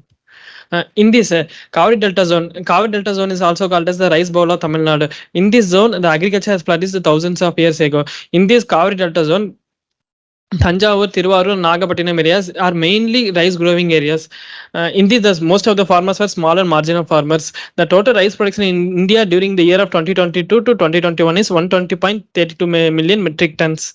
For these reasons, I have chosen the Kaveri Delta zone because the Kaveri Delta zone is nearer to the seashore areas and having the high risk of climatic risk and also the marketing risk like procurement parameters and procurement standard fixed by the traders, and also the humidity percentage of the rice. Also, these are the main risk they are facing. For this risk, I chose this Kaveri Delta zone as my study area. Next one, methodology. In this, the total sample size is 366 farmers. According to the sample size estimation by Cochrane sample size estimation, I have chosen 366 farmers. In the statistical tools, I used canonical correlation and seemingly unrelated regression equation model. In this, I have divided the two types of risk resilience strategies. One is proactive risk resilience strategies. Another one is reactive risk resilience strategies. One is the proactive risk resilience strategies. That is, it is ex ante risk resilience strategies, which is taken before the risk has arriving. In another one is the reactive risk resilience strategies, which is about the curative measures, which has been adopted after the risk has come. So in this proactive risk management strategies. The farmers, there is two types. I split it into two farmers. One is a small farmers and another one is the marginal farmers. In this, the proactive risk resilience strategies, the adoption of risk resilience strategies as more in the small farmers than marginal farmers. The main reason is that the small farmers having high accessible to the market, and the land size is 5 acres, and they are having more annual income. So this is the reason for they are planning before the proactive risk management strategies than the marginal farmers. Next one, the reactive risk resilience strategies. In this, the reactive resilience strategies, the mainly the curative measures are taken by one is marginal farmers, then small farmers, because the small farmers are quickly adopting the risk resilience strategies because proactively they are adopting. In this, the reactive is method adopted by mostly by marginal farmers. This is the results. My results of the canonical covariate analysis. This analysis reported that the left side variables and the right side variables. Left side variables, the production proactive, and the financial and human resource proactive and human resource reactive. They are directly contributing to them. And right side variables, the education status and occupational status. In this, the human resource reactive and the human resource proactive, that is mainly concerned with the most of the small and marginal farmers are they are allocating the own family labor for their work. So this is the main reason for increasing their adoption of risk resilience strategies. In this, the right side variable, the education status and occupational status also decides the farmers planning of reactive resilience strategies. Another one is the proactive, market proactive, financial proactive, personal proactive, and personal reactive. These having negative conglomeration with the farming experience, head of family, social. The change in the head of the family members, in case of the male and female, the change in the head of the family members also contribute to the reactive personal proactive and personal reactive resilience strategies, because the change in the head of the family will directly affect the farmers planning of personal proactive or personal reactive resilience strategies.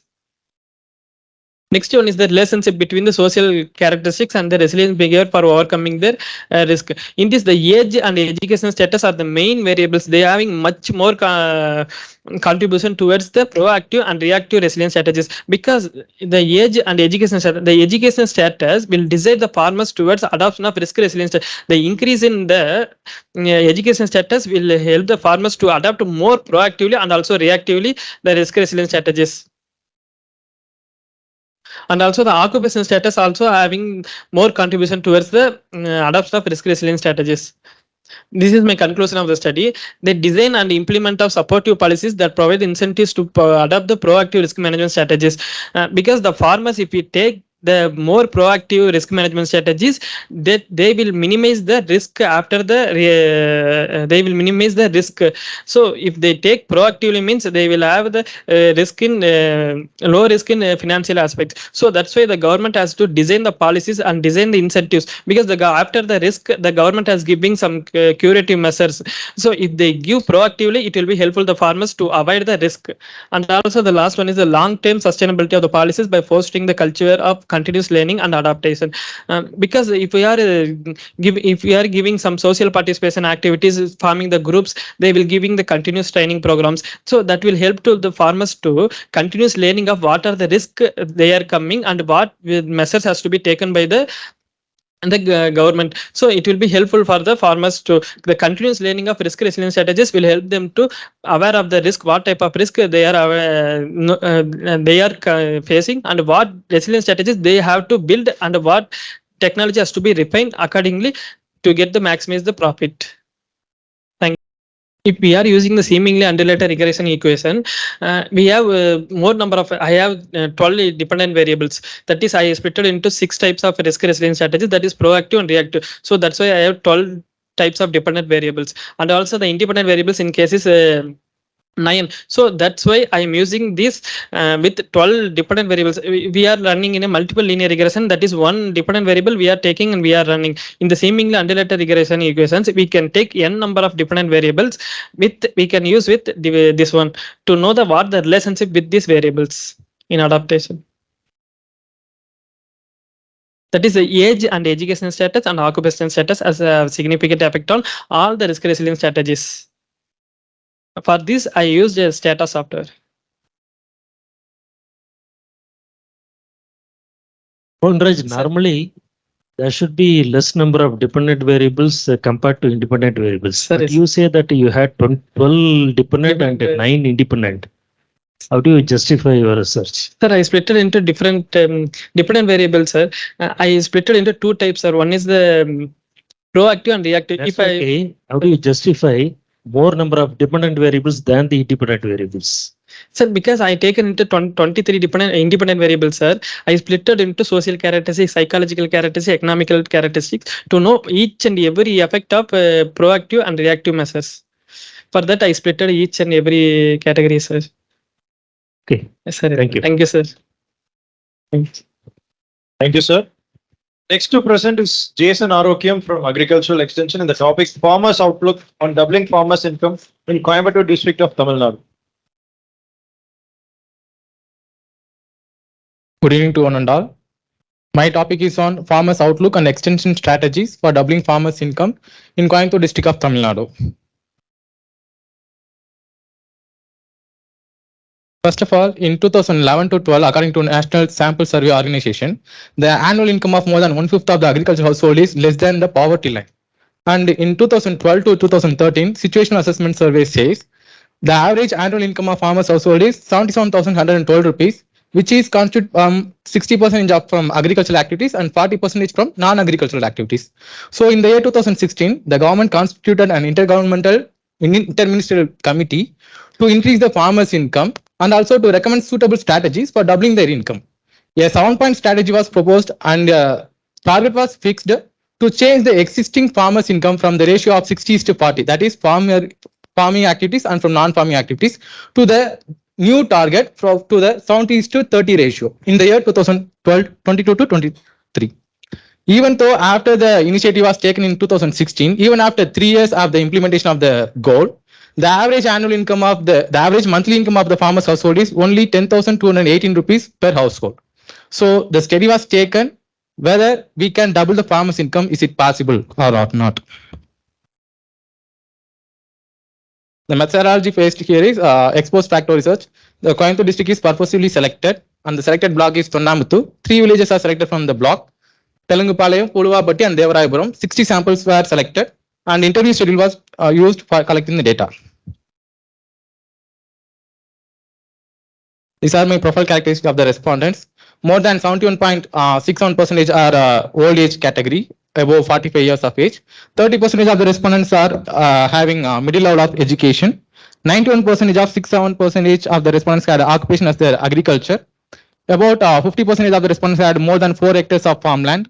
30% of the respondents had more than 40 years of farming experience in agriculture. Only 31.61% of the respondents had annual income up to 1 lakh rupees. And about 2/3 of the respondents nearly have a medium level of extension agency contact, and more than 2/3 of the respondents have social participation at a high level, and mass media exposure of the respondents at low level by constituting 48.33% of respondents. So according to the awareness of the farmers towards the doubling farmers income initiative, the overall awareness was low, constituted by 68.33% of respondents, followed by medium level, and none of the farmers had high level of awareness on doubling farmers income. The item-wise awareness shows that only 50% of the farmers are aware that doubling farmers income was initiative started by the government, and 50% are not aware about the initiative. And the government constituted several initiatives that integrated all the agriculture schemes into doubling the farmers income, and about 90% of the respondents were aware about PM Kisan, that is Pradhan Mantri Kisan Samman Nidhi, followed by 86.61% are aware about PMKSY, Pradhan Mantri Krishi Sinchai Yojana, and 50% of respondents are aware about soil health card scheme, and only 50% of the respondents are aware about PMFBY, crop insurance scheme, and other schemes such as which are implementing in the particular block and district were not aware by most of the farmers in the area. Regarding the knowledge, the overall knowledge of the respondents towards doubling farmers income was low, followed by medium and high level. And the item-wise knowledge shows that none of the farmers were not known that the year 2016 was the initiative year started to double the farmers income, which was fixed by the government. And the target year fixed by the government was 2022 to achieve the target, but none of the farmers also not known that target. And the government proposed 7 strategies to double the farmers income, and none of the farmers were not aware about most of the strategies. Only 10% of farmers were aware about improvement in livestock productivity was one of the main strategy. Regarding the overall perception towards doubling farmers' income, it was very low at 45%, followed by high level of percentage by 28.33% of the respondents, and followed by low level of percentage at 26.67% of the respondents. The itemized respondents shows that doubling farmers' income by the year 2022-2023 was achievable only by accepted by 25% of the respondents, and only 50% of the respondents have scope that they thought that they can increase their farm yield significantly over the period of time, and only 40% of the respondents showed that they had a scope for increasing the farm income over a significant period of time, and 66.61% of the respondents had interested in cultivating multiple farm crops, and about 48.833% of the respondents are interested in cultivating food processing activities, and about 80% of the respondents are interested to add more farm enterprises, and 70% are interested in continuing farming in future. Even though their farm income was low, 30% of the respondents had a low income at below 1 lakh rupees, they are still wanted to continue farming in future.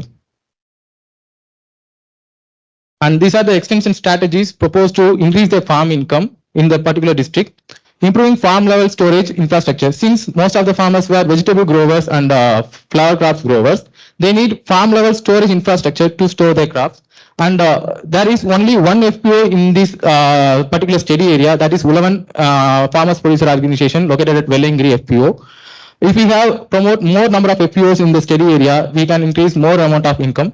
And linking public-private extension work. Since Syngenta, Bayer, and other chemical companies are working in this area for for facilitating farmers for in agriculture, if we work together, since the farmers to extension workers ratio is 1:1500, so we don't have manpower. If we join hands together with public and private hands groups, we can increase the farmers' income further. And connecting the farmers to e-markets, since we have a lot of e-market facilities such as e-NAM, if you connect the farmers to sell their produce to online markets, they can also fetch good prices.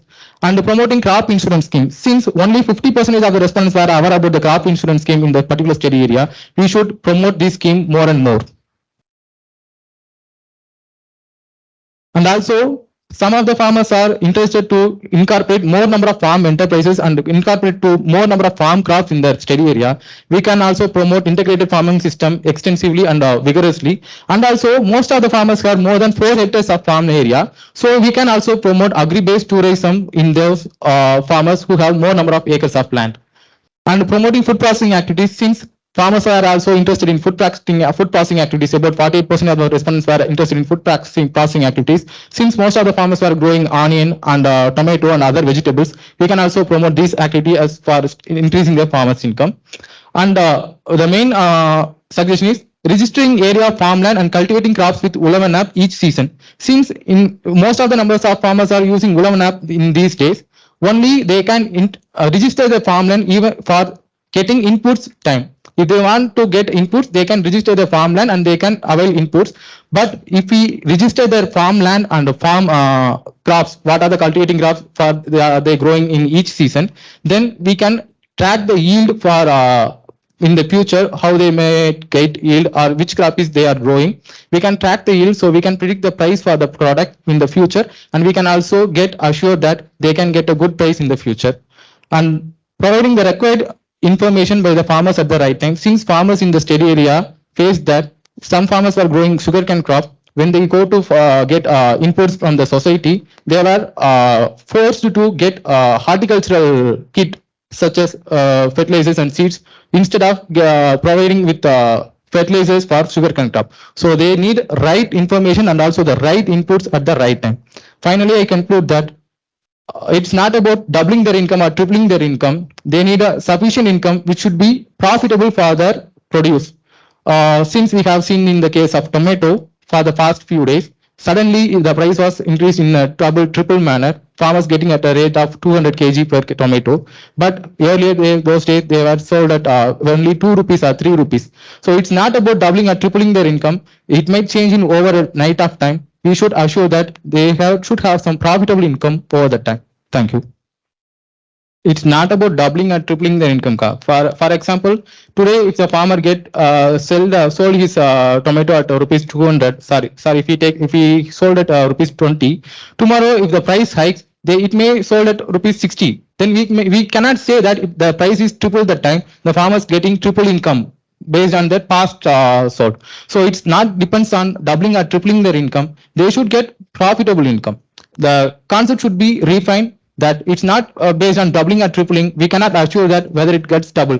So we cannot say that now the farmers of tomato farmers getting 10 times of their more income or 20 times of their more income. But because at the time of selling tomato at rupees 2 per kg, we cannot say that the price was low. The price was low, but comparing to that, now the farmers getting more income. But it's not justified to say that they're getting more income, double or triple their income. It's not about double or triple.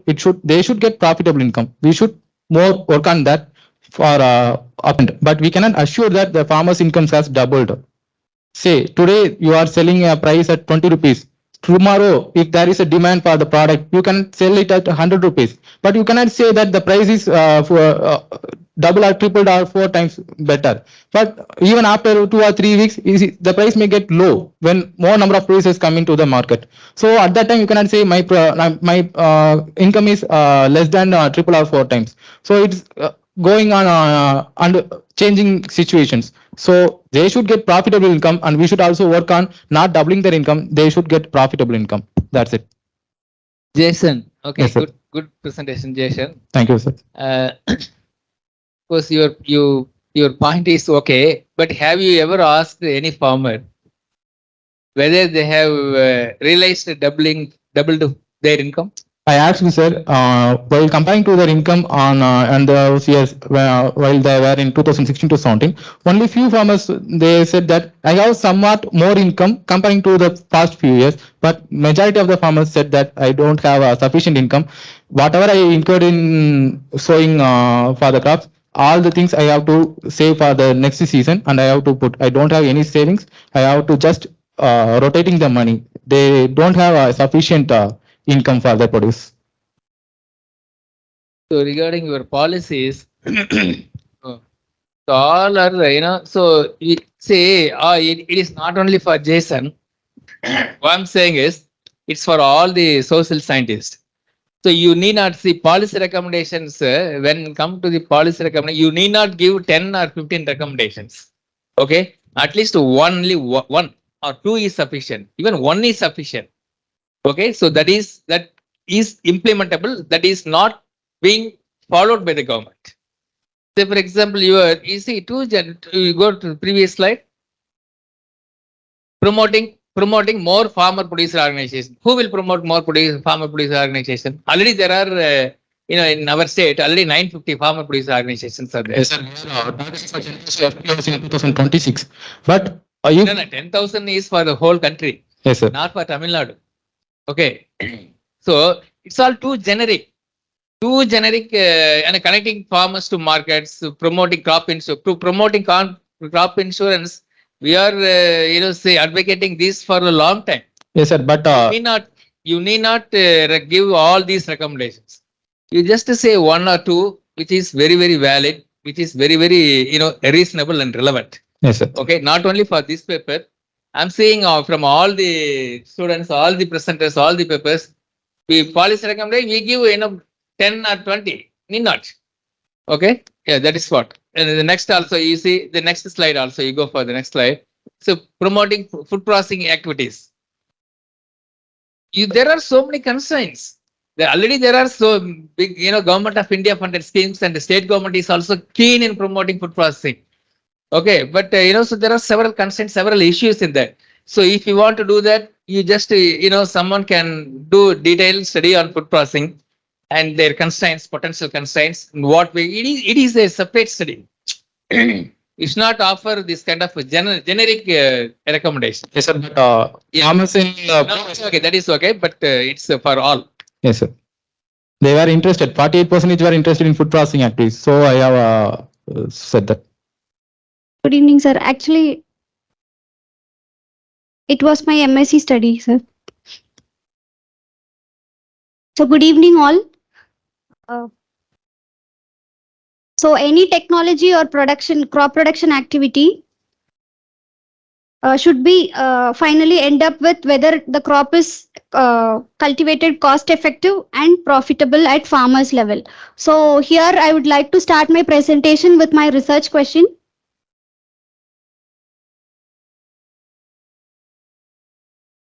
Is snake gourd cultivation profitable in Kerala? An economic analysis. So here let me take you all deep into the vegetable scenario right from India to the study area Palakkad district.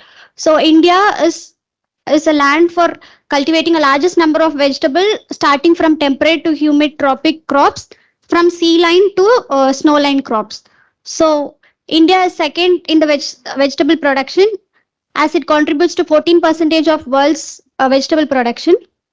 And according to export details, it is accounting for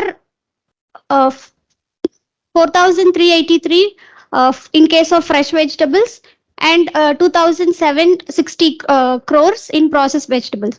So next to Kerala vegetable scenario, the area under vegetable cultivation in Kerala has taken a drastic increase from the triennium ending 2012 to triennium ending 2020 as the VFPCK has come into the role which is under the Kerala State Horticulture Mission. So the area under vegetable cultivation accounts for only 4% out of all the crops produced in Kerala. So next is into the land of Palmyra, that is Palakkad. As I've taken Palakkad district as it accounts for 13.52% of total vegetable production in Kerala, of which my interest is on snake gourd cultivation. So the presentation will follow the pattern following the objectives to analyze the cost and returns of snake gourd cultivation in the study area and also to examine the marketing efficiency and finally to study the constraints faced by the snake gourd growers. So the sampling design is ex post facto analysis, that is from Palakkad district I have chosen two blocks, Chittoor and Nammara, that is they contribute for the total major vegetable production in Kerala and that is under Palakkad district. So the panchayats that I have studied is Perumatti, Vadagrapadi from Chittoor and Nenmara and Elavancheri from Nammara block. So it is a random and it is selected 15 each from the panchayat. So it constitutes for 60 total.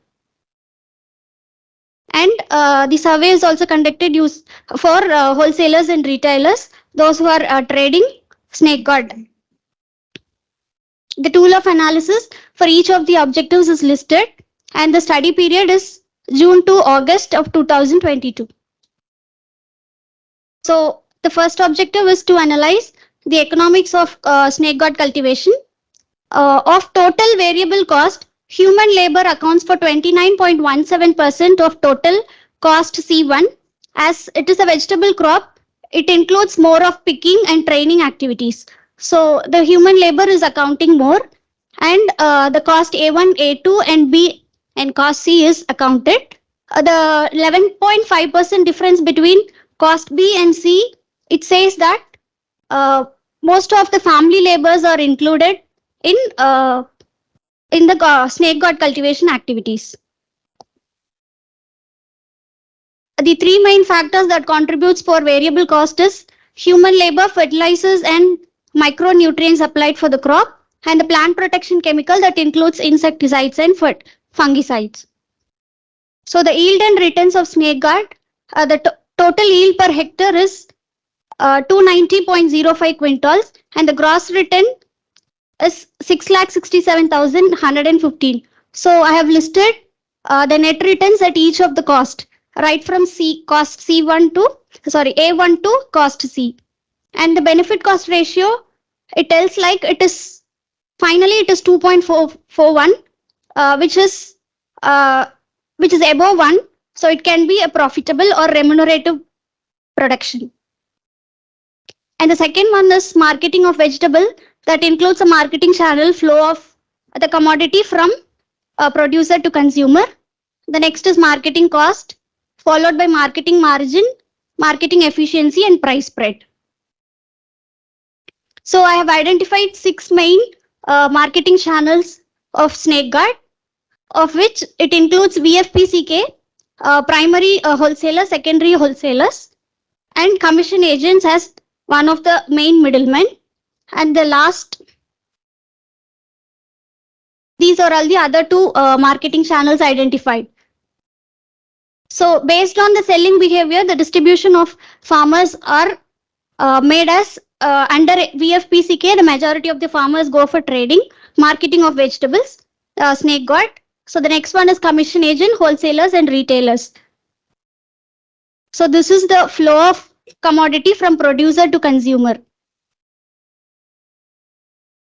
So the marketing efficiency of snake guard is cultivated for, is analyzed for rupees per kg. So the fifth channel is identified as the most effective one with the marketing efficiency of 2.57. And channel 3, it includes more of the marketing cost. So it is the less efficient marketing channel as 2.26. The another objective is to study the constraints faced by snake guard farmers. That is, the majority of the constraints or unfavorable weather conditions, high input cost and incidence of pest and diseases, followed by timely labor availability, low cost, low price of the produce and difficulties in sourcing high yielding varieties. So the socioeconomic profile of the farmers can be put into the sixth theme as we have told, like it is a remunerative crop production, snake guard. So these socioeconomic profiles of farmers can constitute for enhancing the crop productivity. So the first is age. Majority of the farmers come under the age category of 41 to 50. The education status, and most of them are secondary level educated. And the annual income, it accounts for 1 to 1.5 lakh. And the income sources is the majority comes under farm source income only. And the land holding size, they are all small farmers. So vegetable cultivation is taken in cents only. That is 50 to 100 cents. The next one is land ownership status. Most of them cultivate their crop in their own land. And the farming experience, as I have told, like the age category is from 41 to 50, and they fall under the farming experience of 11 to 20 years. So the organizational membership is obviously they fall under the VFPCK category, and the credit sources commercial bank and the cooperative sources. So coming to summary, the snake guard cultivation, it includes laborious activities. So it is human labor and high share of the cost. So BC ratio, it is stable, and the low marginal efficient channel is third one, and second and fifth channel is taken as the most efficient channel. And the constraints, and according to the research question, it is taken as yes, the snake guard cultivation is profitable in study area. The policy suggestions are, as it is a remunerative crop, we can encourage the farmers to take up value addition. And better logistic support can be given by the agriculture department. And as it is a temperature sensitive crop, the further study can be taken up in post harvest losses.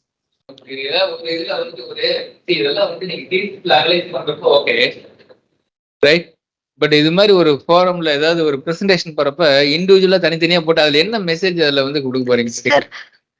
அது மாதிரி ஏதாவது இருந்ததுன்னா இல்ல சொல்றது கேளுங்க. Suppose அது மாதிரி ஏதாவது இந்த socio economic variables if at all you wish to present, so you just present the key variables which are used in the analysis, your major analysis. Suppose you use the factors affecting adoption of technologies. So அங்க வந்து age experience போடுவீங்க இல்லையா? So அங்க என்னென்ன key வேரியபிள்ஸோ அங்க வந்து ஒரு descriptive statistics மாதிரி ஒன்று போட்டு எக்ஸ்பிளைன் பண்ணிடணும். அதர்வைஸ் ஒவ்வொன்றும் you need not waste time. Okay, and even your thesis also you just present a single table where all the general characteristics can be presented. You need not present a table for age and one figure. education or table or figure. What is that? Unnecessarily that will dilute your quality of the work. You know. Sir. எல்லாம் உங்களுக்கு இல்ல ஃபியூச்சருக்கு தான் உடனே you need not answer. Okay. Sir, I Future. substantiate. No need to substantiate. You take it from. Okay, sir. Okay. Is for any high quality presentations, anything. It's all some of the suggestions. Okay. It's not only for you, for all. Mostly it is of 4-5 varieties. Kaumudi variety from KU, and the another variety named Baby, and the other one is Manushri, and the other varieties are Harita Shri. Then TA19 is another one variety of snake gourd grown in the Palakkad district. It is an initiative by quasi-governmental organization of Kerala. It is a Kerala State Horticulture Mission initiative. So it is abbreviated as Vegetable and Fruit Council of Kerala. So it mostly promote vegetable production and its marketing. Actually, it is perishable crop and it should be sold as soon as, and it cannot be extended or prolonged for consumers production. As soon as it is converted into value addition form, it can have the export value, but it is as I mentioned, it is temperature sensitive crop. So it should be there can be possibility, but I don't think it can be exported as fresh one. It can be either processed or in another dried form. It can be like chips. What I mean to say is the peppered or the dried chips. Likewise, it can be made. And another form is making it a brain solution. It can be made to what to say. Usually, we'll put in all the vegetables can be put into a brain solution for its extended validity. So that can be made. No, chips are being practiced by a self-help group in Kerala called Kudumbashri. So that can be, chips is possible up to now, and innovations can be done for future value addition. Thank you. Good evening, everyone. Good evening, sir. Today we have to say about knowledge level of turmeric growers and recommended turmeric cultivation practices in Erode district of Tamil Nadu. Before we go into the topic, where turmeric, the perennial crop Cucurma longa comes from the Jijimbereaceae family, where it in world production, India dominates in production, consuming as well as in exporting of turmeric with 78%, followed by China and Myanmar. Where in national scenario, southern states contributes more in turmeric production, where it drive demand for the marketing, export and as well as consumption in food as well as in cosmetics. The most of the farmers are interested in cultivating the spice crop, but they are not practicing the recommended technologies. So this study helpful in find outing the knowledge level of farmers on recommended turmeric technologies. So the main objective is to know the knowledge level of turmeric growers on recommended technologies. Knowledge level means to know the awareness and the level of understanding how the technologies functions in the functions. So expose factor research design has been taken for this study, where Erode district is purposely selected because it stands for both in first in both area and production, as well as where Erode district consists of 14 blocks. Among the 14 blocks, Kodumudi has been selected because it has the more cultivated area among the Erode district. Within Kodumudi block, where 5 villages has been selected. Among that, 120 farmers has been selected with proportionate random sampling method. The statistical used are mean cumulative frequency and percentage analysis. Where coming into the findings, where most of the turmeric farmers have the medium level of knowledge, where they are exposed to medium level of innovativeness, and they have the medium knowledge on information seeking behavior and their extension agent contact. They only have the medium level of knowledge, followed by low level of knowledge and high level of knowledge. When comes into the practice wise knowledge of respondents on recommended turmeric technologies, where main field preparation is mainly for to get the fine tilt and to improve the soil productivity, where 2/3 of the farmers are aware of about the preparation of main field preparation under turmeric cultivation, and 69% of the farmers are aware of about the spacing of ridges and furrows, where recommended spacing is 45 centimeter, where only 69% of the farmers were aware of that. For season and varieties, all the farmers, 10% farmers are aware of recommended season, where May to June is the suitable climatic season for turmeric. And then we move to seed material in seeded, where the selection of rhizome for planting. There are two rhizomes, one mother rhizome and finger rhizome. Most of the farmers in Government area are undertaking the finger rhizome for planting. Then 60% of farmers are aware about seed material and seed date. In the rhizome treatment, the most of the farmers are following the suggestion given by the fertilizer shop, local fertilizer shop and the input dealers. They are not following the recommended cultivation practices to increase the crop productivity. So with the chemicals, they are only having 39% of the farmers are aware about the chemical used for the rhizome treatment and the quantity used for that. And with the bioagents, where most of the farmers are traditionally following practices, they are not aware of bioagents involved in rhizome treatment. Only 29% of the farmers are aware of bioagents. Then in main disease were affected in turmeric is rhizome rot, where 40% of the farmers are aware about the chemical used for the rhizome treatment. Mostly copper oxychloride and dimethioate are used for rhizome treatment, and folazone are also used. 40% of farmers are aware of rhizome treatment against the rhizome rot. And for spacing, most of the farmers are adopting the correct spacing. Majority of the farmers are adopting the correct spacing and depth of the rhizomes. And in nutrient management, there are under three categories for basal fertilizer.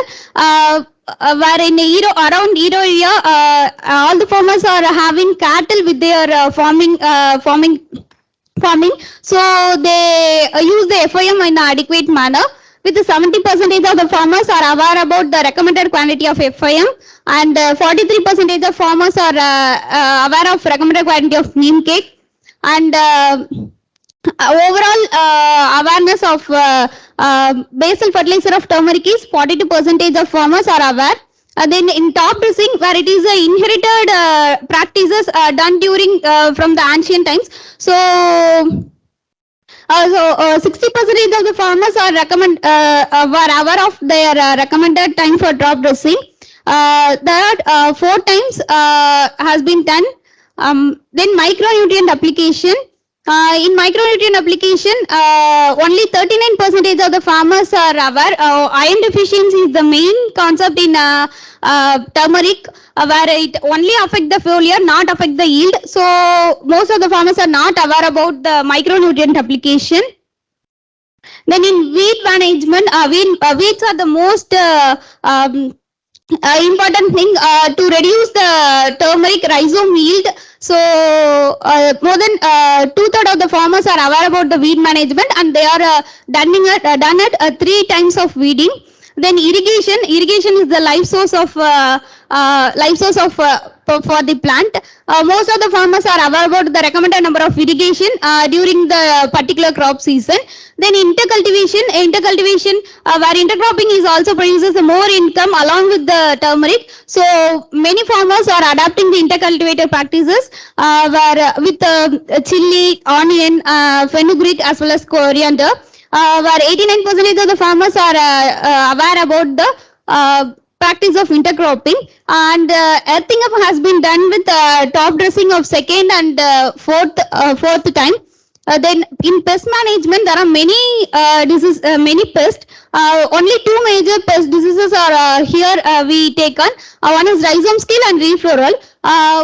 where 37 and 36% of the farmers are aware about the symptom and control measure of the rhizome scale, but they are not practicing the recommended dosage of chemicals for either for a rhizome scale or a leaf blower.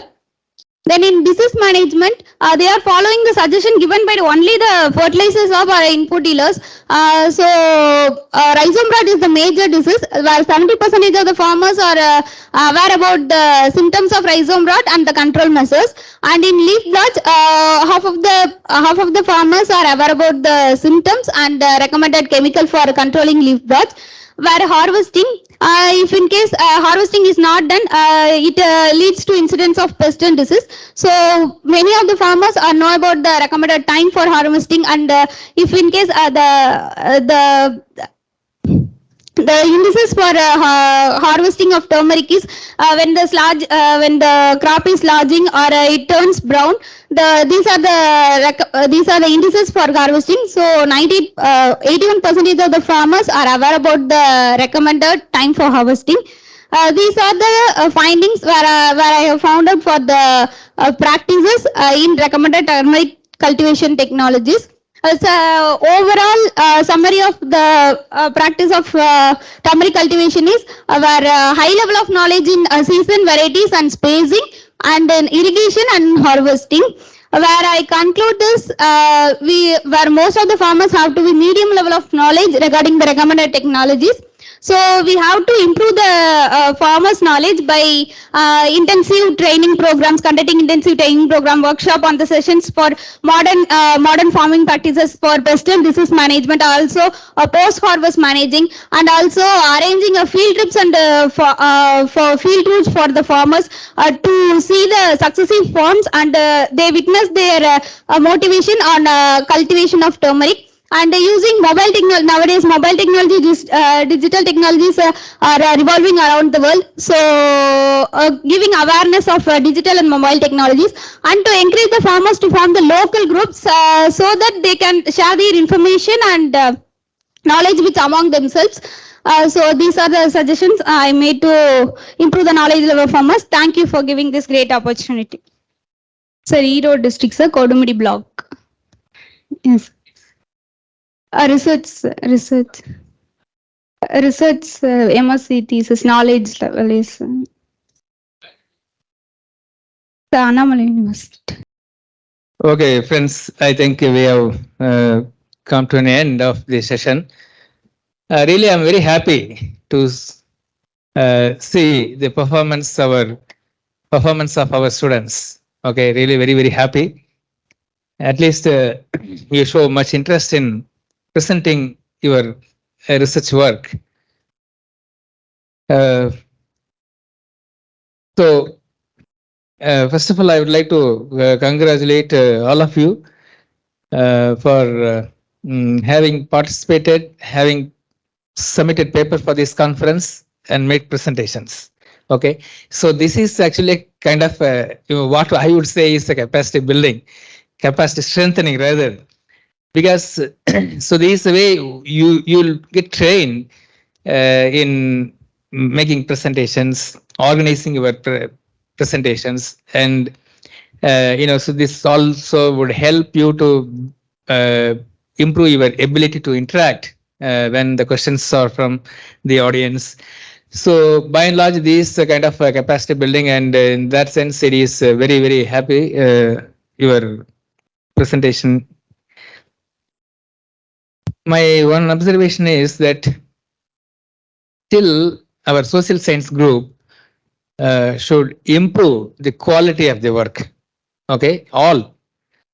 So that is my I would say in many so in many campuses, many colleges, even research groups at different levels, I made presentations on how to write a winning research proposal.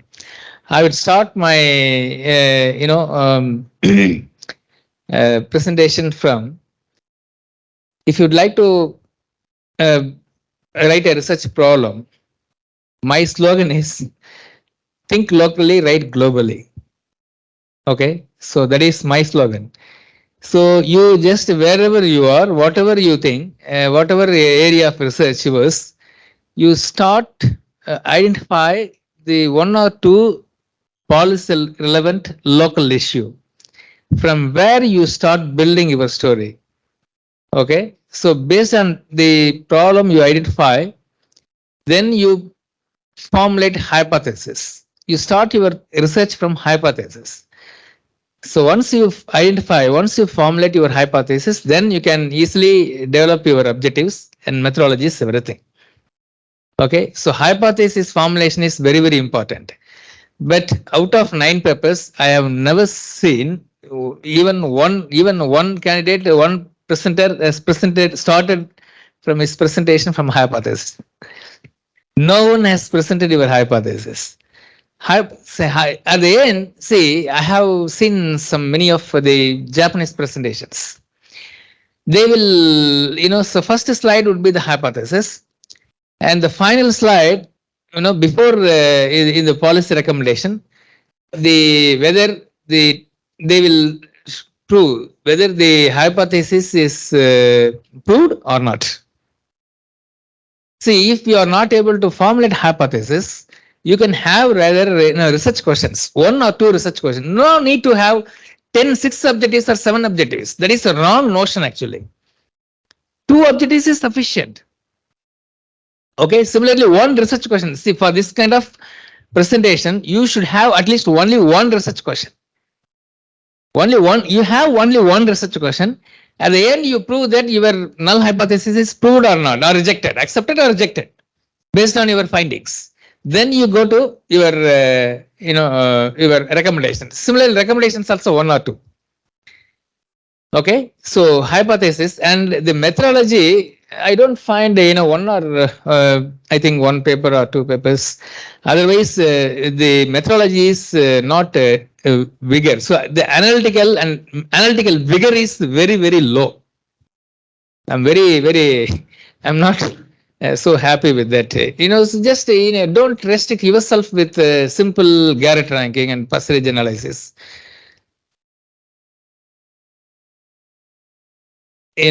So you just have one analytical vigor should be there.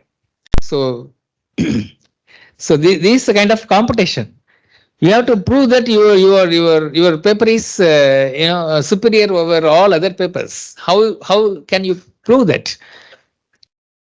You have to differentiate your paper from others in terms of the way in which you formulate hypotheses or research questions, the approach.